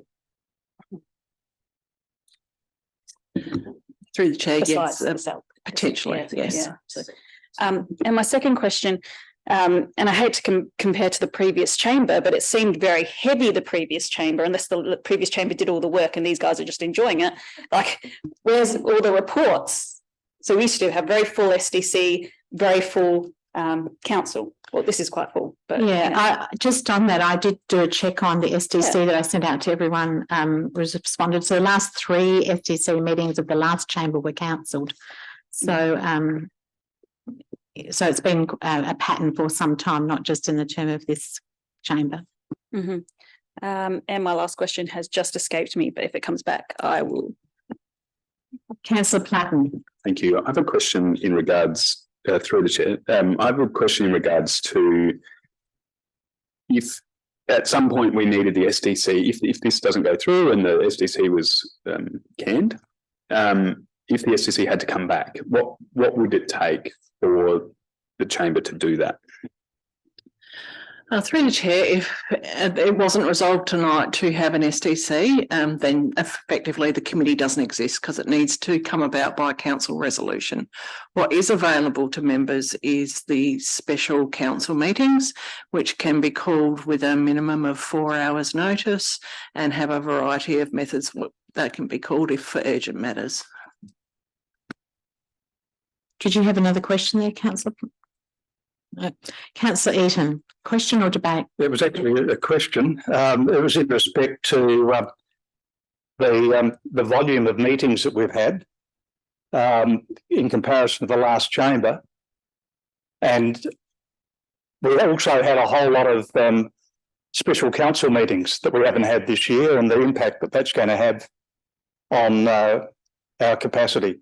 Because we were finishing after 11 o'clock in 2019, and we're going later than that some nights. As I said to you the other evening, I hope that's a reflection on the high quality of performance of the chamber and to some extent the quality of the partnership between the elected members and staff. Councillor Fisher. Without selling it short, the existence of this particular committee was in the first instance set up to look at and effectively became an area where you shared the workload of council. Is that about right? Through the chair, previously it was legislated under the Planning and Development Act that we needed to have a committee that dealt with the strategic directions of council. Since the change to the Act, where it's no longer required. But yes, there has been some, I guess, moves and efforts across the years to take things from a heavy council agenda and place them on an SDC agenda if it was appropriate. Councillor Yeomans. Just a question? A question. I guess I'm more willing to maintaining it now that the good deputy mayor is going to take the chair. I guess that saves us the allowance that was going to get paid. But I think to move forward, I would just like to get some sort of reconciliation in my mind as to who determines what reports are on either the council meeting or the STC meeting. Because if we can deal with policy matters and perhaps a lot of items that we discuss in council meetings that don't have any responsibility as far as allocating and discussing the financial implications or make those decisions, whether there was an option there, and I don't know how that works in the governance world, please. Through the chair, it really depends on the nature of the item. Like you said, sometimes it doesn't fall into the parameters of SDC. However, there's always an opportunity to move things from council to SDC. It really depends on if it requires a motion of the actual council or if it has a financial implication. We have tried our best, I guess, over the last few years to try and get that balance. But then I guess you need to take into account if there's only a couple of items on SDC, nothing else can be moved. Is it worth having a meeting on that night and having all the elected members come in and all the staff? No further questions. Councillor Eden, would you like to close debate? Just one comment too. Those 3 meetings that were cancelled last year, we were actually in caretaker mode, so we couldn't make those decisions. So that needs to be recognised. But look, no, that's actually inaccurate. I just want to correct the record. SDC is not for financial decision making, so it didn't relate to the caretaker period. I'll just double check with governance. Is that correct? Through the chair, yes. The SDC meetings that were cancelled were in September, October, and the 1st of November. So which was not within the caretaker period. Well, it was within the 1st of November was a caretaker period, but it wasn't cancelled because of caretaker. Yeah, certainly, but the years before we were very active. The other point that I see that it does also give the opportunity for other members to actually have the opportunity to run meetings and develop those skills. So that's very important. In this case, we're not paying an additional allowance, it's all being absorbed. And the other thing, it actually gives the mayor the opportunity to debate and also vote on particular matters. So it's got a dual purpose. Thank you. I certainly want you to support it. Thank you. Thanks very much, councillor. I will put the motion. All those in favour?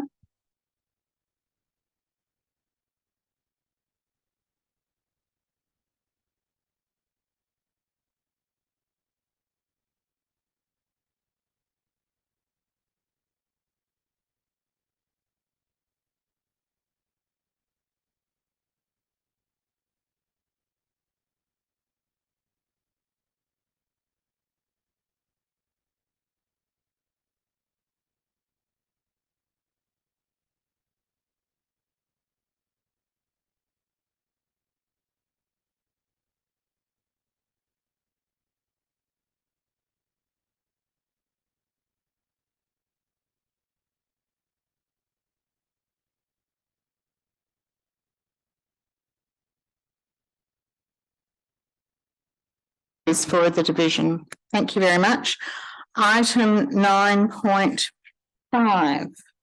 This is the audit and risk. Sorry. Thank you for a point of order, which I fully accept. Councillor Bell. Thanks, Mayor. I'd like to move the subsequent motion. Yes, please. 2B. 2B. So keeping 1 as it is. Yep. And the original 2B. Thank you. How are you going there, Sue? Apologies. Councillor Bell, do you wish to speak to the motion? But just very briefly, just to reiterate what I said, I think by doing this, it's not against obviously the opportunity that is clearly made with people obviously taking on the role of chair if it was to continue.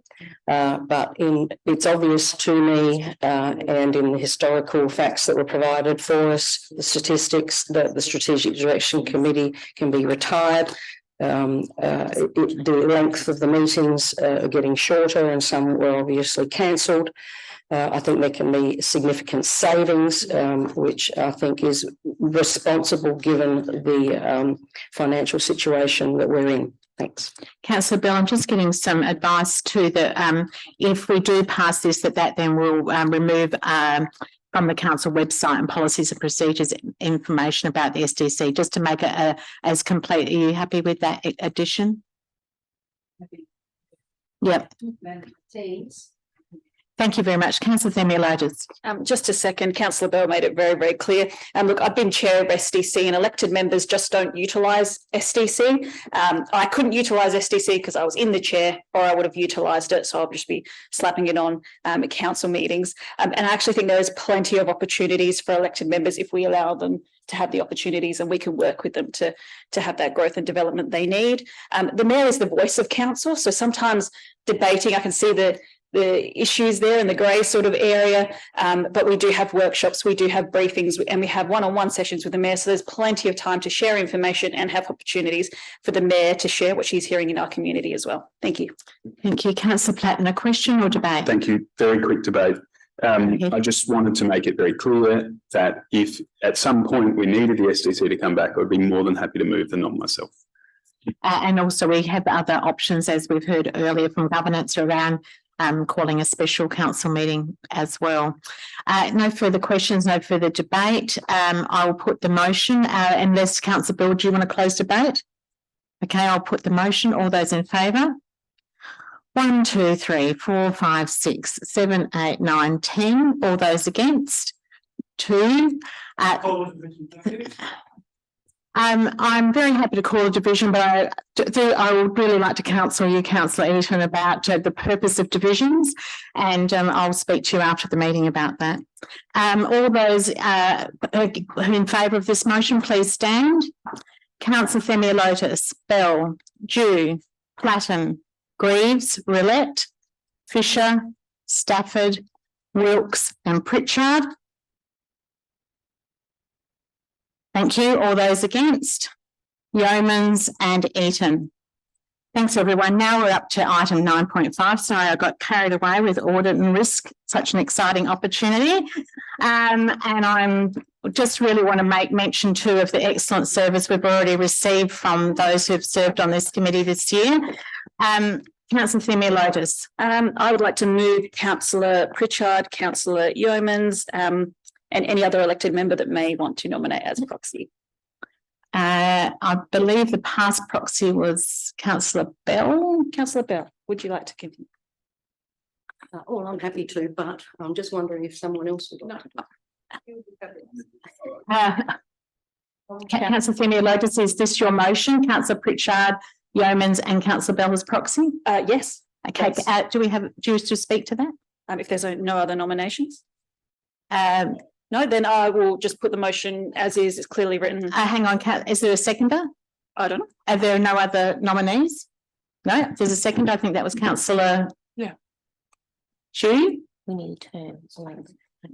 What's missing is the length of term. The first term was 1 year. More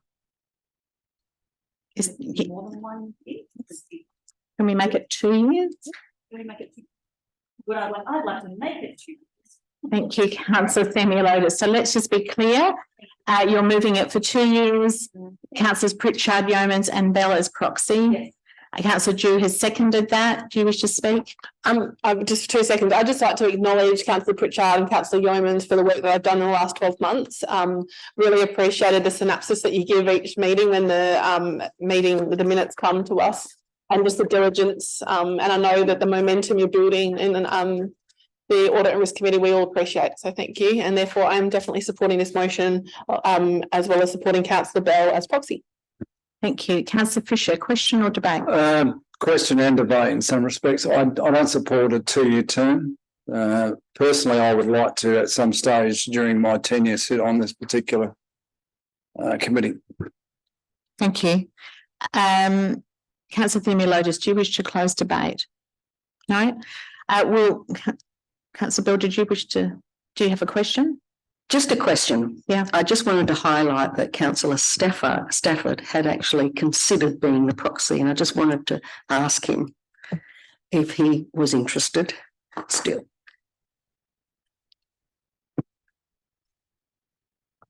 I've got Councillor Greaves next up, but I don't know if it's for this item. Is it? Yeah. Just hang on. I've got to go with the order. Thank you, Councillor I'd Greaves. actually like to move an amendment. Okay. So as written, except that it be for a 1-year term, so December 2024. Do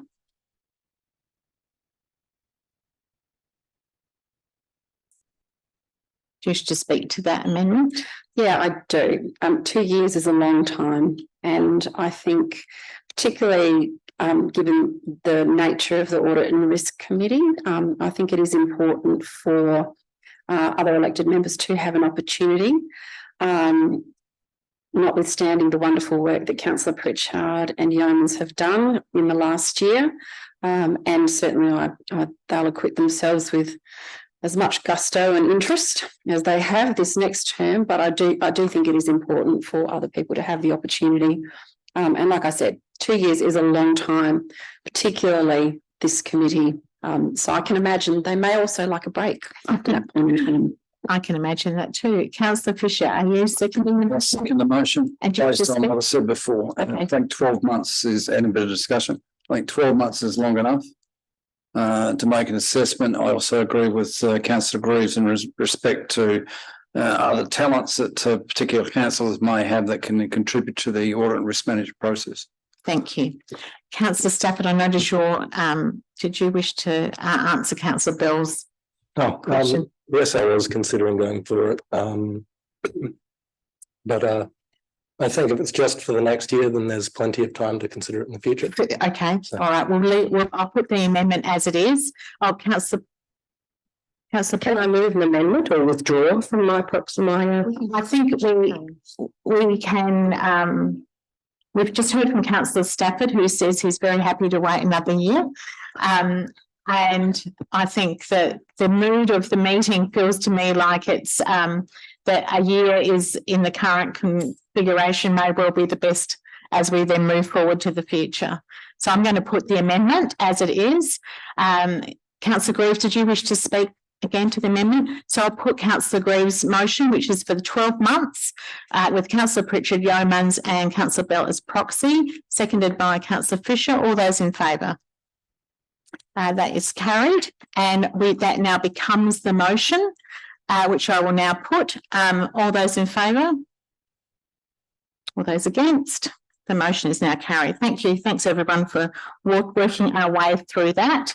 Item 9.6 is the CEO Performance Management Committee membership. Do I have someone to move this? Councillor Fisher. I'll move it, and I wish to nominate as a member. So do you have any other nominees in your list?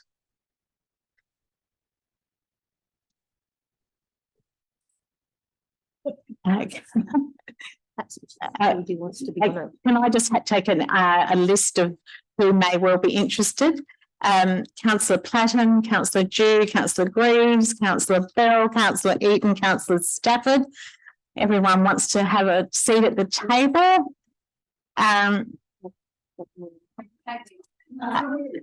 No. Let me just make sure I've got all the list. Ladies and gentlemen, can I have a point of order, please?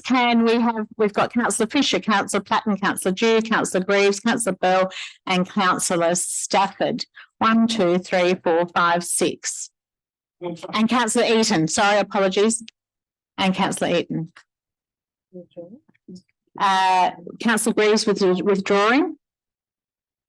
1, 2, 3, 4, 5, 6. I think we can have that many. We can, is that correct? Yes.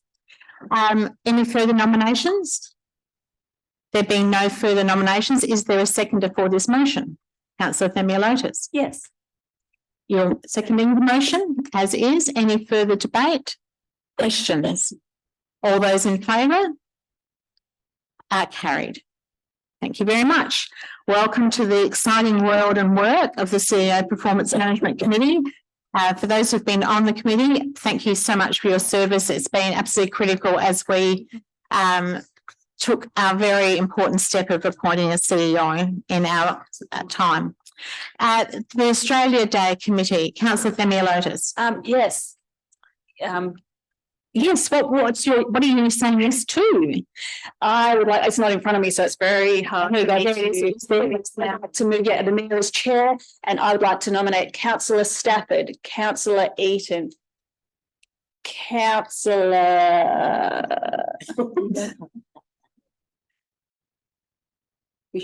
Fisher, Councillor Fisher was the other one I wanted to nominate.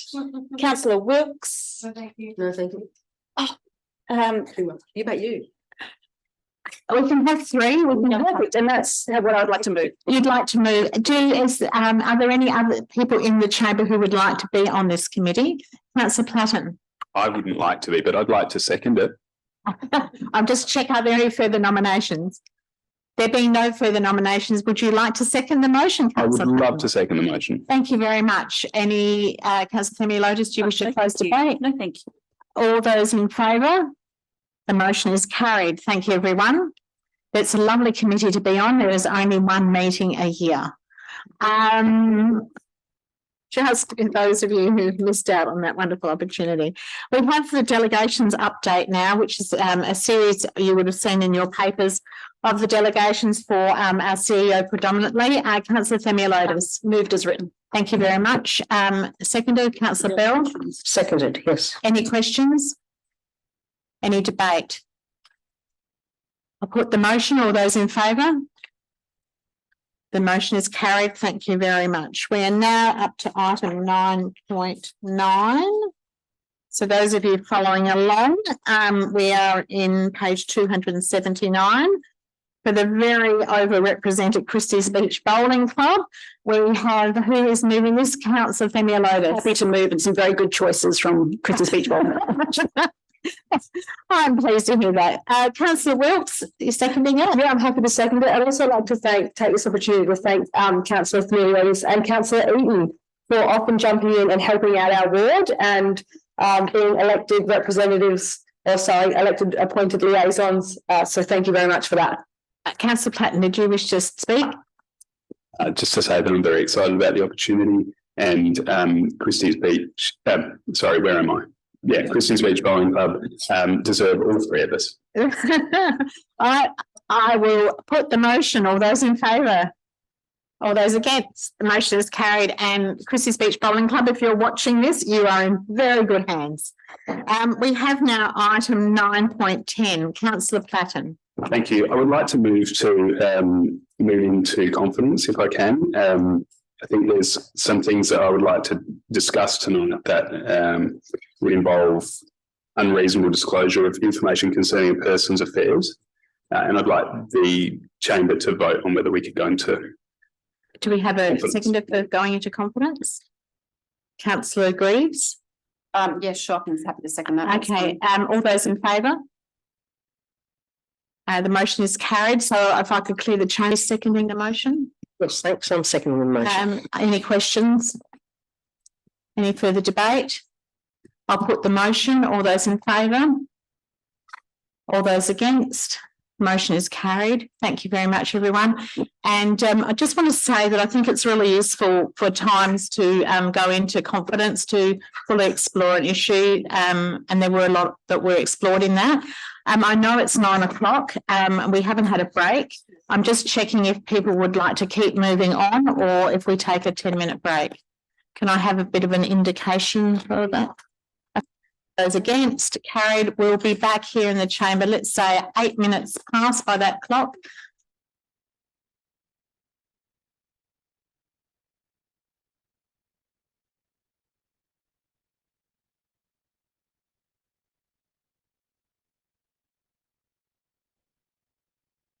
21. Thank you, everyone. We are now doing the McLaren Vale 21 intersection roads. Do I have a mover? Councillor Pritchard. Happy to move as written. Thank you. Do you wish to speak to the item? Very quickly. Yep, go ahead.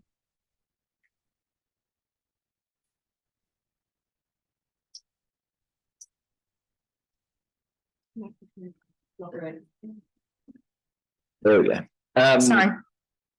Obviously, having some additional funding to try and complete the 21 intersections, given the current situation with costs, I think is fantastic. So the ability of one of these intersections to actually be funded from a different pot of money to allow us to complete all 21 intersections with the current state government grant. As unfortunate as the reason is that that we can fund one of the intersections through a different funding program, should be acknowledged. But yeah, hopefully with the additional money, then we can make sure that we get these 21 intersections funded and completed. Thank you. Councillor Bell, are you seconding? Yes, I'm seconding. You wish to speak just to say that I support the motion, obviously, and this is a really good initiative for safety of our community. It will improve, it really will improve, I suppose, the driving experience for people, I'm hoping as well. Thank you. Thank you. Any questions? Any debate? All those in favour? Motion is carried, and I also want to thank the staff for working closely with our other tiers of government in these conversations. They're not always easy, and it's great that we've done so well for that part of our city. Thank you.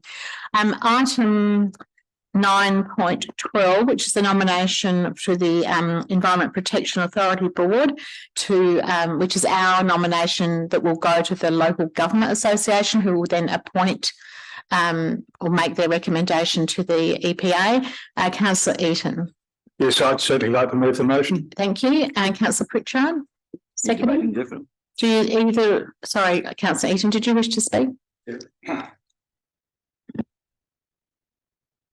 What I will say is that Officer Grant's background has the appropriate experience, particularly out of the Department of Environment and Water.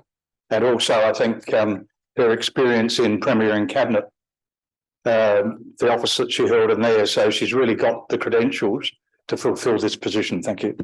Thank you. Councillor Pritchard, did you wish to say something? Happy to second the motion, and yeah, just to support the motion. It's unfortunate that Julia's not here tonight to be available for the nomination. I think the background with regards to SWARA and how important that is to the EPA, and knowing her background about how that operates should be warmly received. And I think that that's really important for us as a council, that she can make the board, hopefully. Thank you. Any further questions, debate? I'll put the motion. All those in favour? The motion is carried. Thank you, everyone. And we look forward to hoping the LGA will support with the same level of enthusiasm. Item 9.13, Councillor Themeliotis. I'll move, and I'm just going to start with a question. The questions I submitted a couple of days ago, so I'm referring to question 9 on page 4. Can council staff give me some information on the advice that was given to council, and did council sought advice from the state government when it agreed to a 15% canopy coverage? Can someone take that? So in question 9, council's response, council interpreted the state government 30-year plan target in line with advice from the state government. So my question is, did council sought advice from the state government, or did the state government come to us and give us advice? How did that? Yeah. Through the mayor, I actually wasn't here at the time that was sought, but my understanding is it was us speaking to the state government when those canopy targets were set and making sure that what we set aligned to that.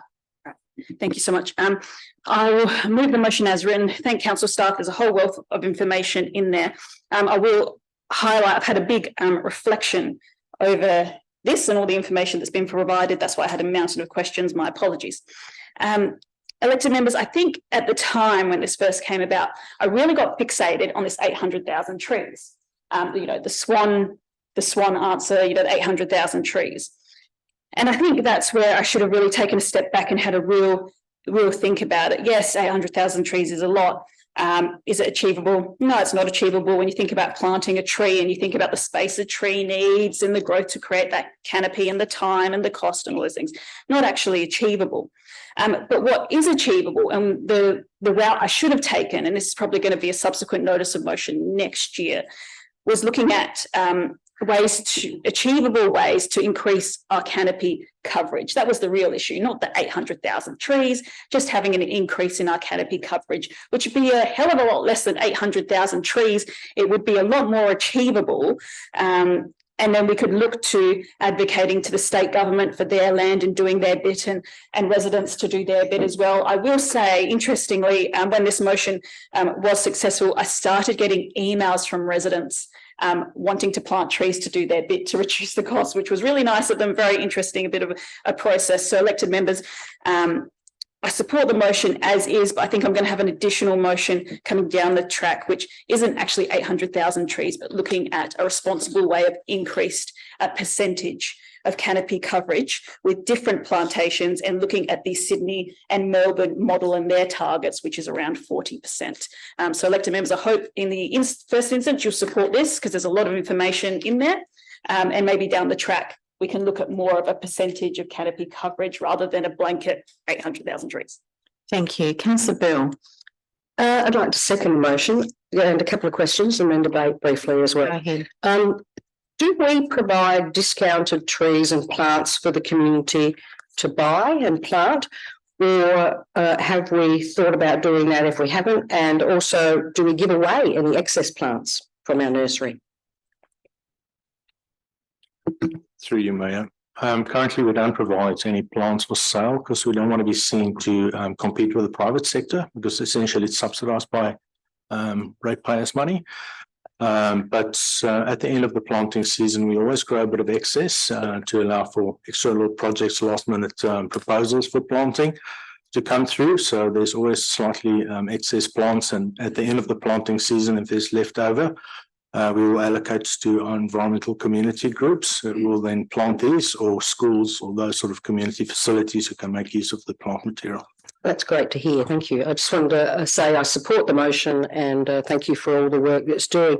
I think it's obvious that we can't do it all, especially given the area that we cover, and that more area of City of Onkaparinga is actually owned by private land holders.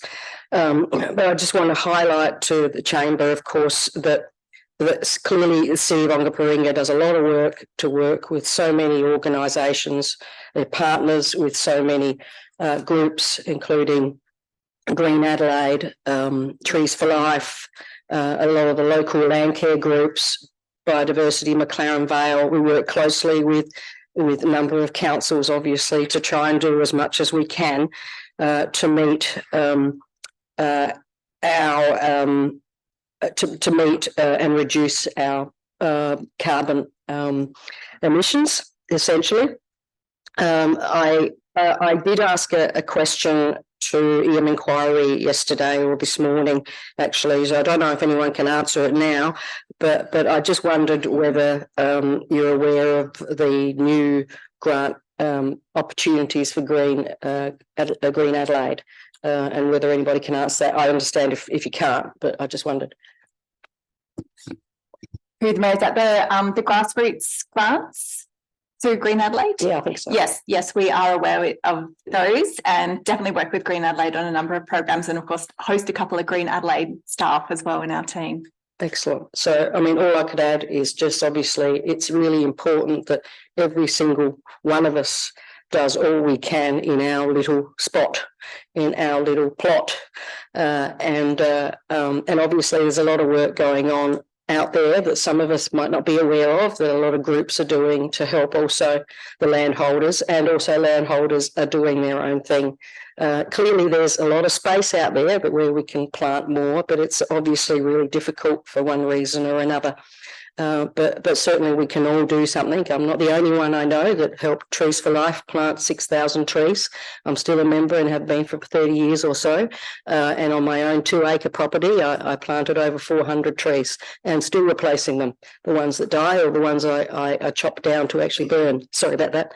But anyway, so it's obviously a very big job that we've got to do, but it's really important we all participate. Thanks. Councillor Eaton. Yes, just to make a point, we did see a whole lot of pines actually removed from the Happy Valley Reservoir to be replaced by the solar system. And of course, we thought that was going to impact on the black cockatoos. It actually hasn't. I'm still seeing them fly across my house. However, just on the other side of South Road at Glenthorne National Park, they've actually planted 180,000 trees and bushes in that area. And there's opportunities in our area for us to advocate. So look at the block of land, look at that land on Sheriff's Road that houses the ABC antenna. You've got a huge block of land there with not even a bushes around the edges, but acres that could be used. And reflecting on what happened at Glenthorne National Park, what about the opportunities at the Washpool Conservation Park and the chance? Because what Department of Environment does is use its volunteers, so it's friends groups. And there was a group of friends that actually planted all these plants in Glenthorne National Park. So let's get out there and advocate about these things.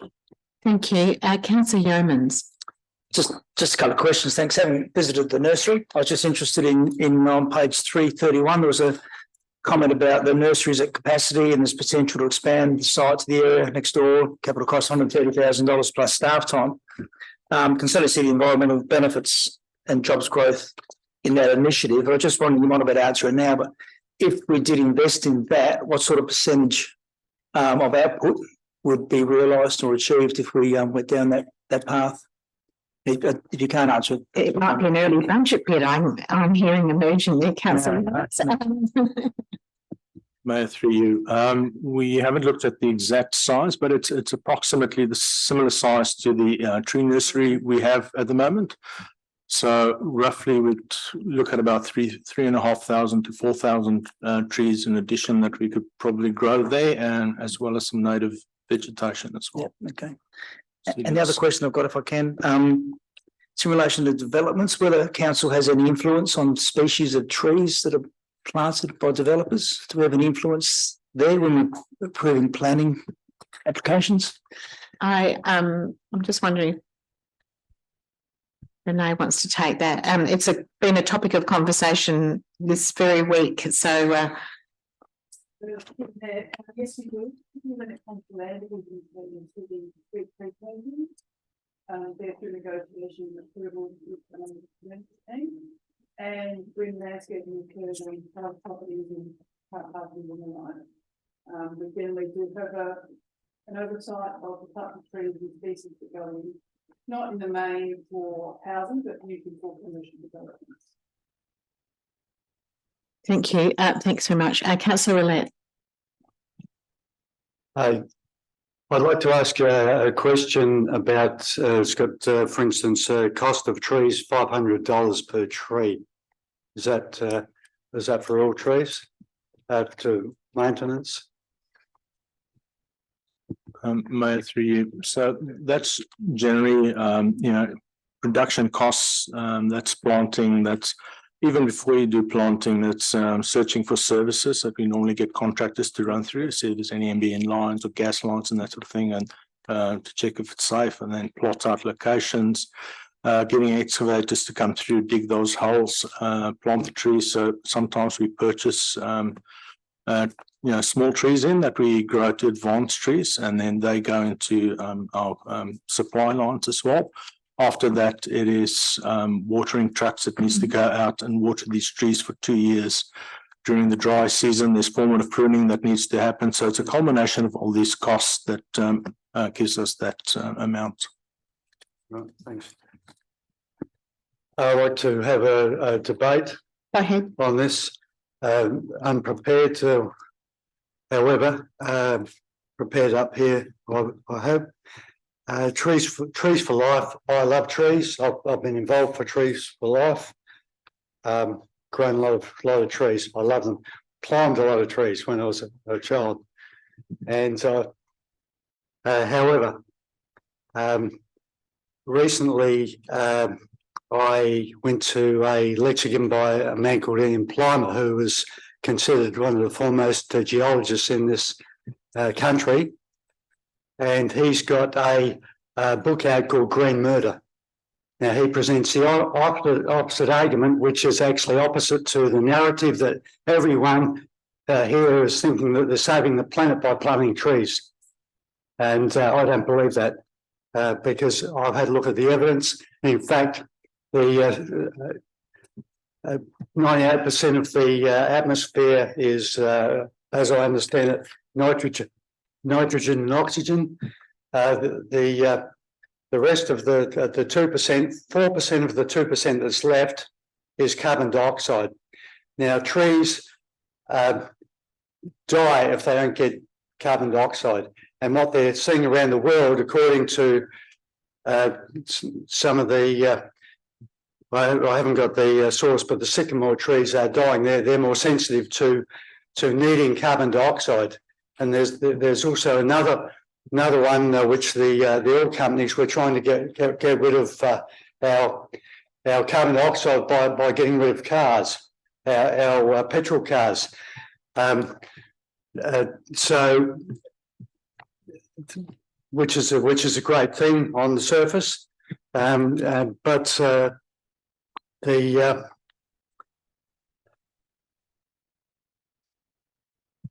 the actual getting of things like cobalt and some of the other things. You've got kids dying in Africa, mining these things, terrible conditions.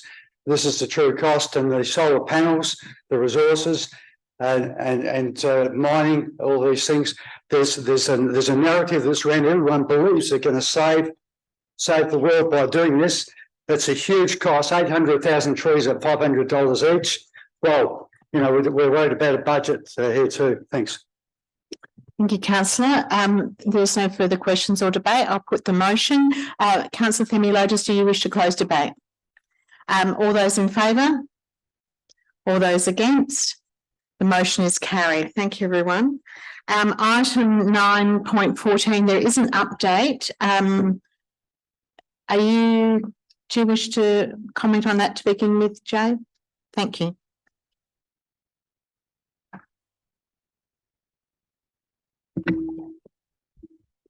So through the Mayor, the long-term financial plan principles were presented to the Audit and Risk Committee last Thursday, where they were discussed and some additional wording added to the principles, which have been highlighted on the screen behind you.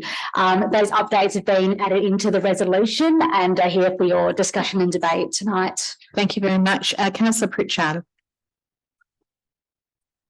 I'd like to move 1, 2A. 3, 4, 5. Thank you. Do you wish to speak to the motion? Just like everyone else, just very quickly. We had a pretty robust discussion in the ARC the other day to try and make sure that around debt, there was some pretty tight boundaries for what any additional debt could be used for. I guess historically, the debt has been used for what's been termed intergenerational spending, some of the water business and the One Council. I guess we're trying to keep a lid on debt, and yet as a council, we're looking at alternative ways to raise revenue, and sometimes you need to borrow good debt, as they say, to try and invest. And so there was a discussion at the ARC around how we can make sure that that's fully realised with these principles. The second part that was changed was around the word growth. I've spoken a few times on the challenge of the word growth and what it means to the community. So I think that removing that from the principles is much improved and much simplified. And overall, I think these principles, compared to the I think 16 that were previously in the long-term financial plan. A much simplified version of what we're trying to do. Thanks. Thank you. Do I have a seconder? Councillor Eaton? Yeah, I'm happy to second it. Just one question though. I'm just concerned about the implications of the ESCOSA review, and perhaps it may be appropriate for actually, if they ask for any correspondence, that we actually provide this information to them so they can comment on it, because I think it's going to be the first time that as a council we're going to be compared by an independent body that's going to review us, and it's going to be looking at our debt and how we're spending our money. So I think it's appropriate that, and we'll have to abide by those guidelines or information that we're provided.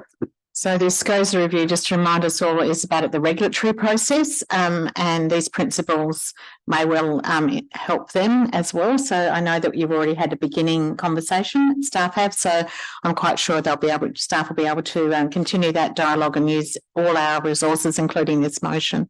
Councillor Yeomans. Just a quick question, if I can, just for some clarification. Number 2 is part A and part B, and part B talked about maintaining the current debt level of 100, or not maintaining it, but that was the debt limit, was 138.5. The debt ceiling? Yeah, the debt ceiling, yeah. And number 2 provides a bit of flexibility. I was just going to ask the staff if they had a preference as to whether they prefer to rely on that previous figure that was determined, or whether this level of flexibility is beneficial. David, can you say that? Yep, absolutely. Through the chair, administration absolutely support a debt ceiling, and the 2 options, as you've touched on, Councillor Yeomans. The second one looks at maintaining the current ceiling of $138.5 million. That ceiling was arrived at through, I guess, the initial process of that long-term financial plan back in February 2021.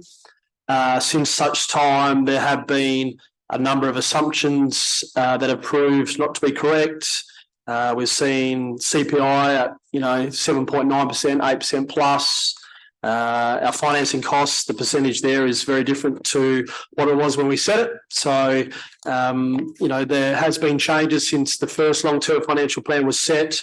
And I think it would be prudent for us to go on this journey, update that long-term financial plan, as we've said here, by about June next year. Where we'll see what different scenarios look like with different debt ceilings, and the chamber and elected members can make an informed decision then where that's set, which will have an impact on our outward years and our capital delivery. Any further questions? Debate? Actually, before I put the motion, I just want to say thank you to the staff and to the work that the Audit and Risk Committee did. It was I did sit in that gallery, and it was a very robust discussion. And I think this really sets us up for some very good work to enable all of the conditions and the flexibility that we need. So while I'm not leading from the chair, I'm thrilled to see this arrive. So all those in favour? And all those against, the motion is carried. And I hope that the staff can feel confident that this work has been done really thoroughly by the chamber, and also empowers you to forge ahead. The draft rating policy, is there an update on this? I think I know there were some questions from Councillor Yeomans, but I believe they've been answered. Do I have a mover for this motion? Councillor Yeomans? I was going to ask a question. You can certainly do that as well. Sorry, Councillor Yeomans, let me just get you back. There we go. Start again. It just keeps running away. There we go.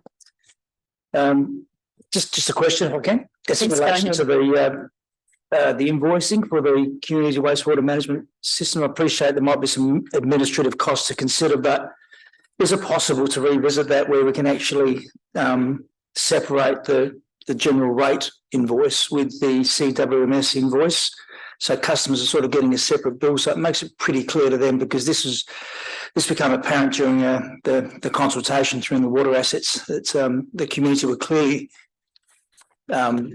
working through their rate notices, and were perhaps getting it was a little bit confusing to a degree. They sort of thought they had the total amount was the rate. So I'm just wondering whether it's possible to have a separate invoice for the CWMS customers for that service.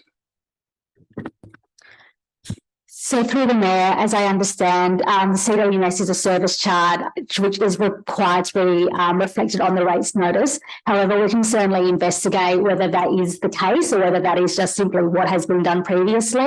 And we can bring that back in one of our future conversations when we're looking around the rates modelling and the budget for next year. Thank you. Councillor Yeomans, were you then moving the motion as well? Yes. Yes, there was the first time for everything. And Councillor, thank you. And Councillor Bell, were you seconding? Yes, I just wanted to second the motion. Thanks, Mayor. Thank you. Any further questions? Debate? Councillor Yeomans, do you want to close debate? I mean, as there was a first time for everything. All those in favour? The motion is carried. Thank you, everyone. And thanks again, Jade and David. The annual review of confidential orders, 9.16. Do we have thank you, Councillor Eaton. Yeah, it's written. Yeah. Thank you, Councillor Themeliotis. Yes, second. Any questions? Debate? All those in favour? The item is carried. Just want to remind you, Councillor Fisher, you do have to vote. Thank you.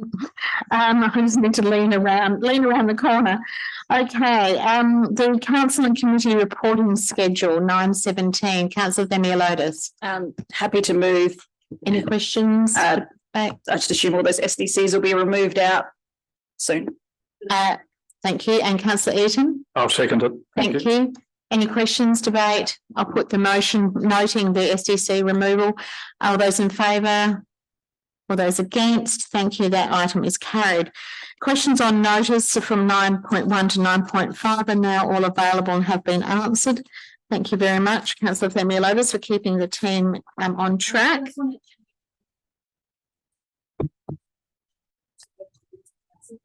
Can you just tell me which number you're looking at?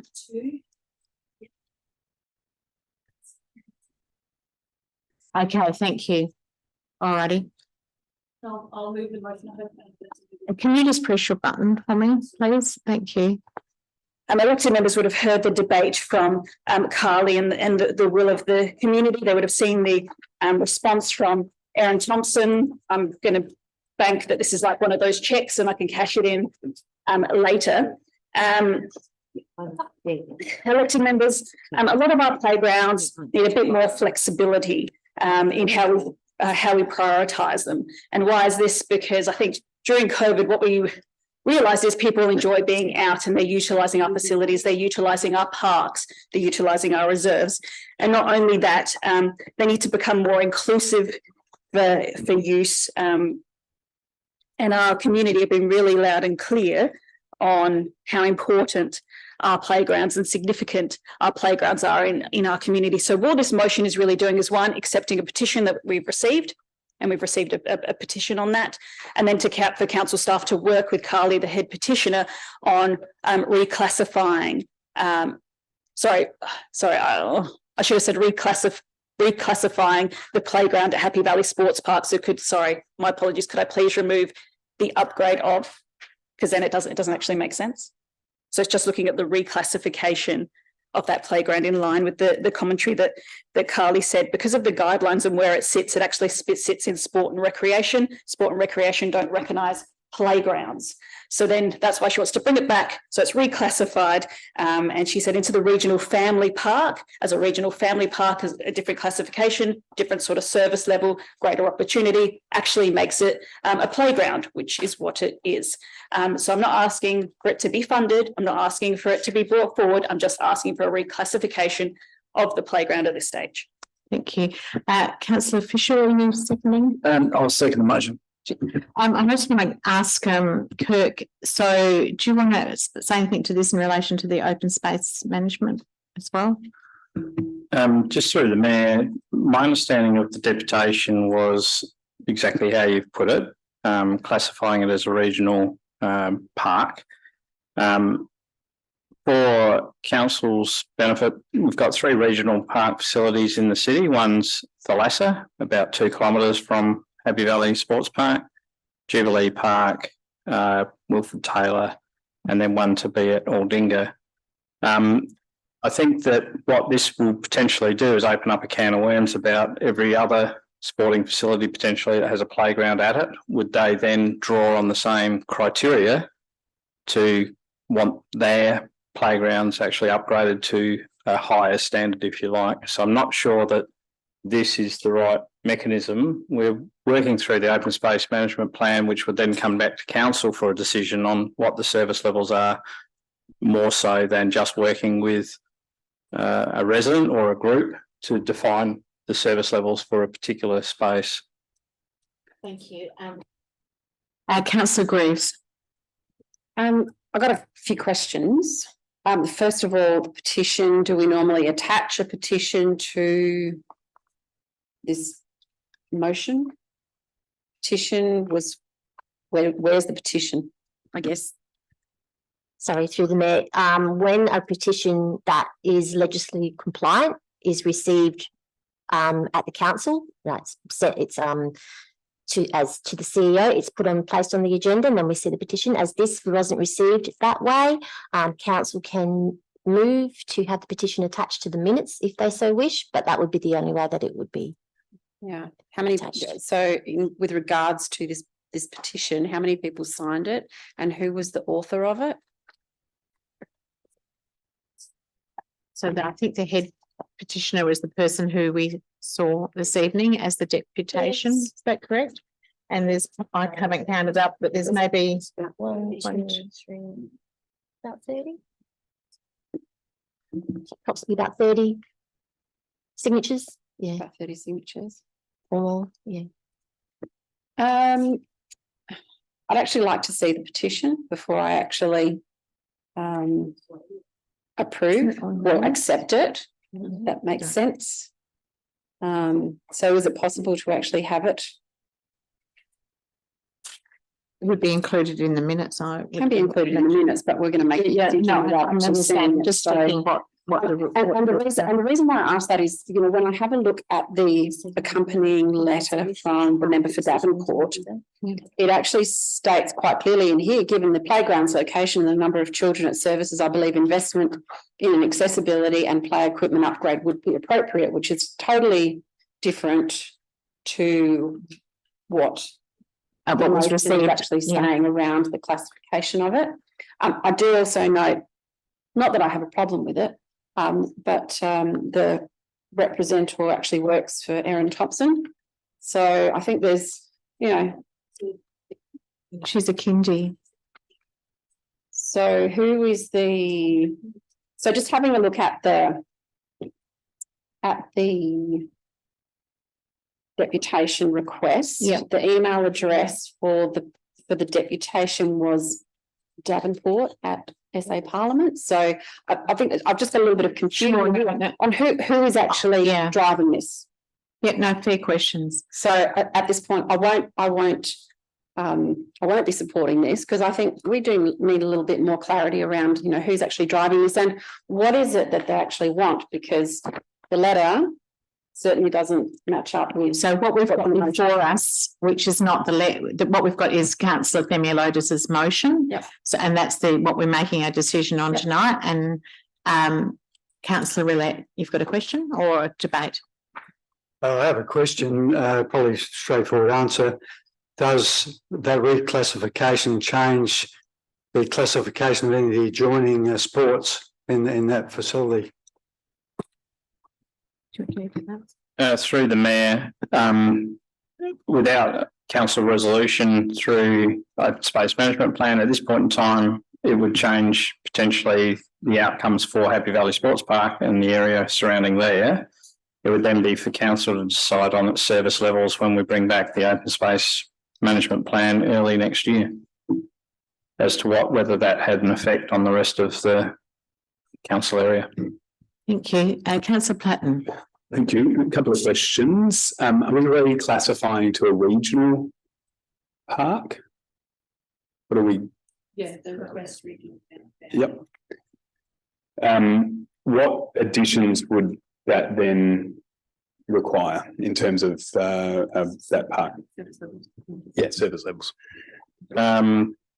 Through the chair, I'd have to go and have a look online to actually check, but it pretty much is the full bells and whistles of what you can provide for a play area. As I said, if you can picture Thalassa Farm, Wilfred Taylor, and Jubilee down at Port Noarlunga, they're our regional facilities, and they're there to provide all-day services, as the deputy has put forward. Obviously, there are a lot of services at the actual park itself that already fulfil those functions. Councillor Pritchard. It's a debate. I mean, I really liked the deputation in regards to the way it worked through all of our documents and tried to link them together. But I think by linking them together and raising this sports ground to that size, then it is going to ultimately lead to an investment decision, which if we don't then approve the investment decision, then we'd be going against our open space management plan. I think potentially the issue is, do we need a new classification for playgrounds in sporting grounds? Because the sporting ground is there to support, I guess, the sports that are occurring there, and not a piece of land specifically for a playground. And that was sort of what I took out of the deputation as the main component that was missing, was that the sport and rec plan didn't know how to deal with playgrounds on sporting facilities. So, and I know that there is a lot of sports grounds that have playgrounds. We're upgrading one in Old Noarlunga at the moment. The McLaren Vale Sporting Complex, which is community owned, doesn't have a playground, and there's certainly a lot of people in the community that would like one there. And we've got other playgrounds that are not utilised because they're in the wrong spots, and clearly sports grounds are attracting a lot of families, and you need something to do with the kids that aren't playing sport while the ones that are active. So still undecided as to what I'm doing about this motion and notice, but I did like the way that the deputation pulled our own plans apart and used them against us in a way. Thank you. Councillor Bell. Yes, Mayor, I'd like to move a formal motion to put this motion on the table pending further information. So let me just check what we can do with that. So you've said about setting it aside. If you lay it on the table, Yeah. there is no criteria for it to come back unless a notice of motion. But if you're just deferring Is it, it called setting it aside then? or you just Set it defer it aside. until you have defer. adjourn the. You defer Adjourn the item. the motion. Yeah. Oh, Until I'd like to further adjourn the motion, information. please, Mayor. So you're moving that. Do you wish to Yes. speak to that? Thank you. No, And does someone want to second it? You can't. I don't think Councillor Fisher can either because he's seconding it. Councillor Eaton, would you be willing to Yes. support the motion of Councillor Bells to Yes, I will. defer the item? Yep. All those in favour of deferring the item? The motion is carried. So that was Councillor Bell and seconded by Councillor Eaton. So we'll defer this item and bring it back next time with further information. Question be until further information. That's what she wants. Yes. Yeah. Yep. Thank you. Right. Alrighty. Thanks, everyone. Item 11.2, the amendment to Council's Code of Practice. Councillor Themeliotis, can you press the button, please? Thank you. Happy to move as written. Couple of things elected members need to know: to amend the code of practice, you need 75% of the chamber to agree to it. So if that doesn't happen, if it's not 75%, it doesn't go through. That's just for noting. All this is doing is saying when there's a unanimous decision, up to the presiding member, chair, mayor's discretion, she can call it as a unanimous decision. What that would mean is if we all supported the budget, it would be a unanimous decision going out to the community, and not for every decision, not for noting everything. We just had the vote for deputy mayor. That was actually a unanimous decision. It would really be good to know that there is some support backing the deputy mayor as well as elected members that are on committees. So it's not willy-nilly for everything. It's up to the presiding member or the mayor as she sees fit when she chairs meetings. Thank you. Councillor Eaton, seconding. Yes, I think I'm ready to discuss it. Any questions? Any debate? I'll put the sorry, Councillor Yeomans. I was just going to ask a question just from staff, whether this is a common practice with other chambers, just out of interest. Sure. Just based on a very quick desktop review, other chambers do write unanimously. How they come about, whether that's been put in their code of practice or if it's just something they just do generally. It does happen with other councillors in their minutes, yeah. And I did speak to a few mayors myself too, and people like to do it for the sort of reasons that Councillor Themeliotis, particularly on major decisions, to send a clear message to the community that it's well supported. It's not just a majority. So I'll put the Councillor Wilkes, did you wish to speak? Question. So when it says that the presiding member will announce a unanimous vote and request the minute secretary to record a unanimous vote, does that happen with every unanimous decision that we make? It's not required for everyone. And I think the way I'm reading this, so it'll be at the discretion of the presiding member. Yeah. Okay, cool. Thank you. Intention. No, I'm just checking, is that the intention?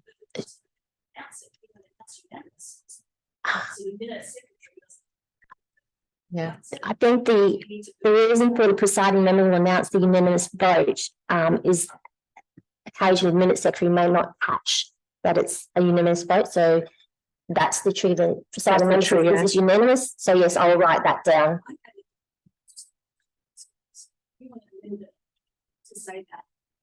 So it's about a practice, discretion. So let's add in the word, the presiding members, comma, discretion. Yeah. I think that captures how I understood the position. If everyone's happy with that, I'll put the motion. All those in favour? That is a unanimous decision. Thank you, everyone. Okay, we are now up to item 11.3. Thank you. Very good. 11.3, Councillor, Councillor Bell. Yes, I'll move this motion. Thank you very much. Councillor Wilkes. Thank you. I'd like to second it. That's good. I'm pleased to see that. It was actually Councillor Wilkes. Any questions? Debate? Councillor Bell, do you wish to debate? No? Councillor Wilkes, did you want to say something? Councillor Eaton, have a question? Yeah, it's a question. What's the implications in respect to discussions with the other organisations, and can we really achieve, considering Christmas is coming up, can we achieve it by January? That's all. I understand, talking to the CEO and to the staff, that this is all very achievable. I would like to put the motion. All those in favour? Against, carried unanimously. Sorry, I couldn't resist. The petition of 12.1 with a speed limit on Chalk Hill Road. Councillor Pritchard. Happy to move the motion as written. Thank you very much, Councillor Bell. You're seconding? Yes, I'm seconding. Any questions? Councillor Fisher? I'll third it. Would you wish to debate? That was your debate. All those in favour? All those against? Another wonderful result. I'd now like us to move into confidential items, which we have, and just request if anyone needs to be moved through the chamber, out of the chamber. Now would be the time to do that. Do we need to do urgent afterwards? Oh, now? Oh. Why isn't it on my agenda? Why is confidential on my agenda? I'm just checking any urgent business. No, they're all busy into confidentiality. Great. Councillor Themeliotis. Move into confidence. Thank you very much. Seconded, Councillor Bell. All those in favour?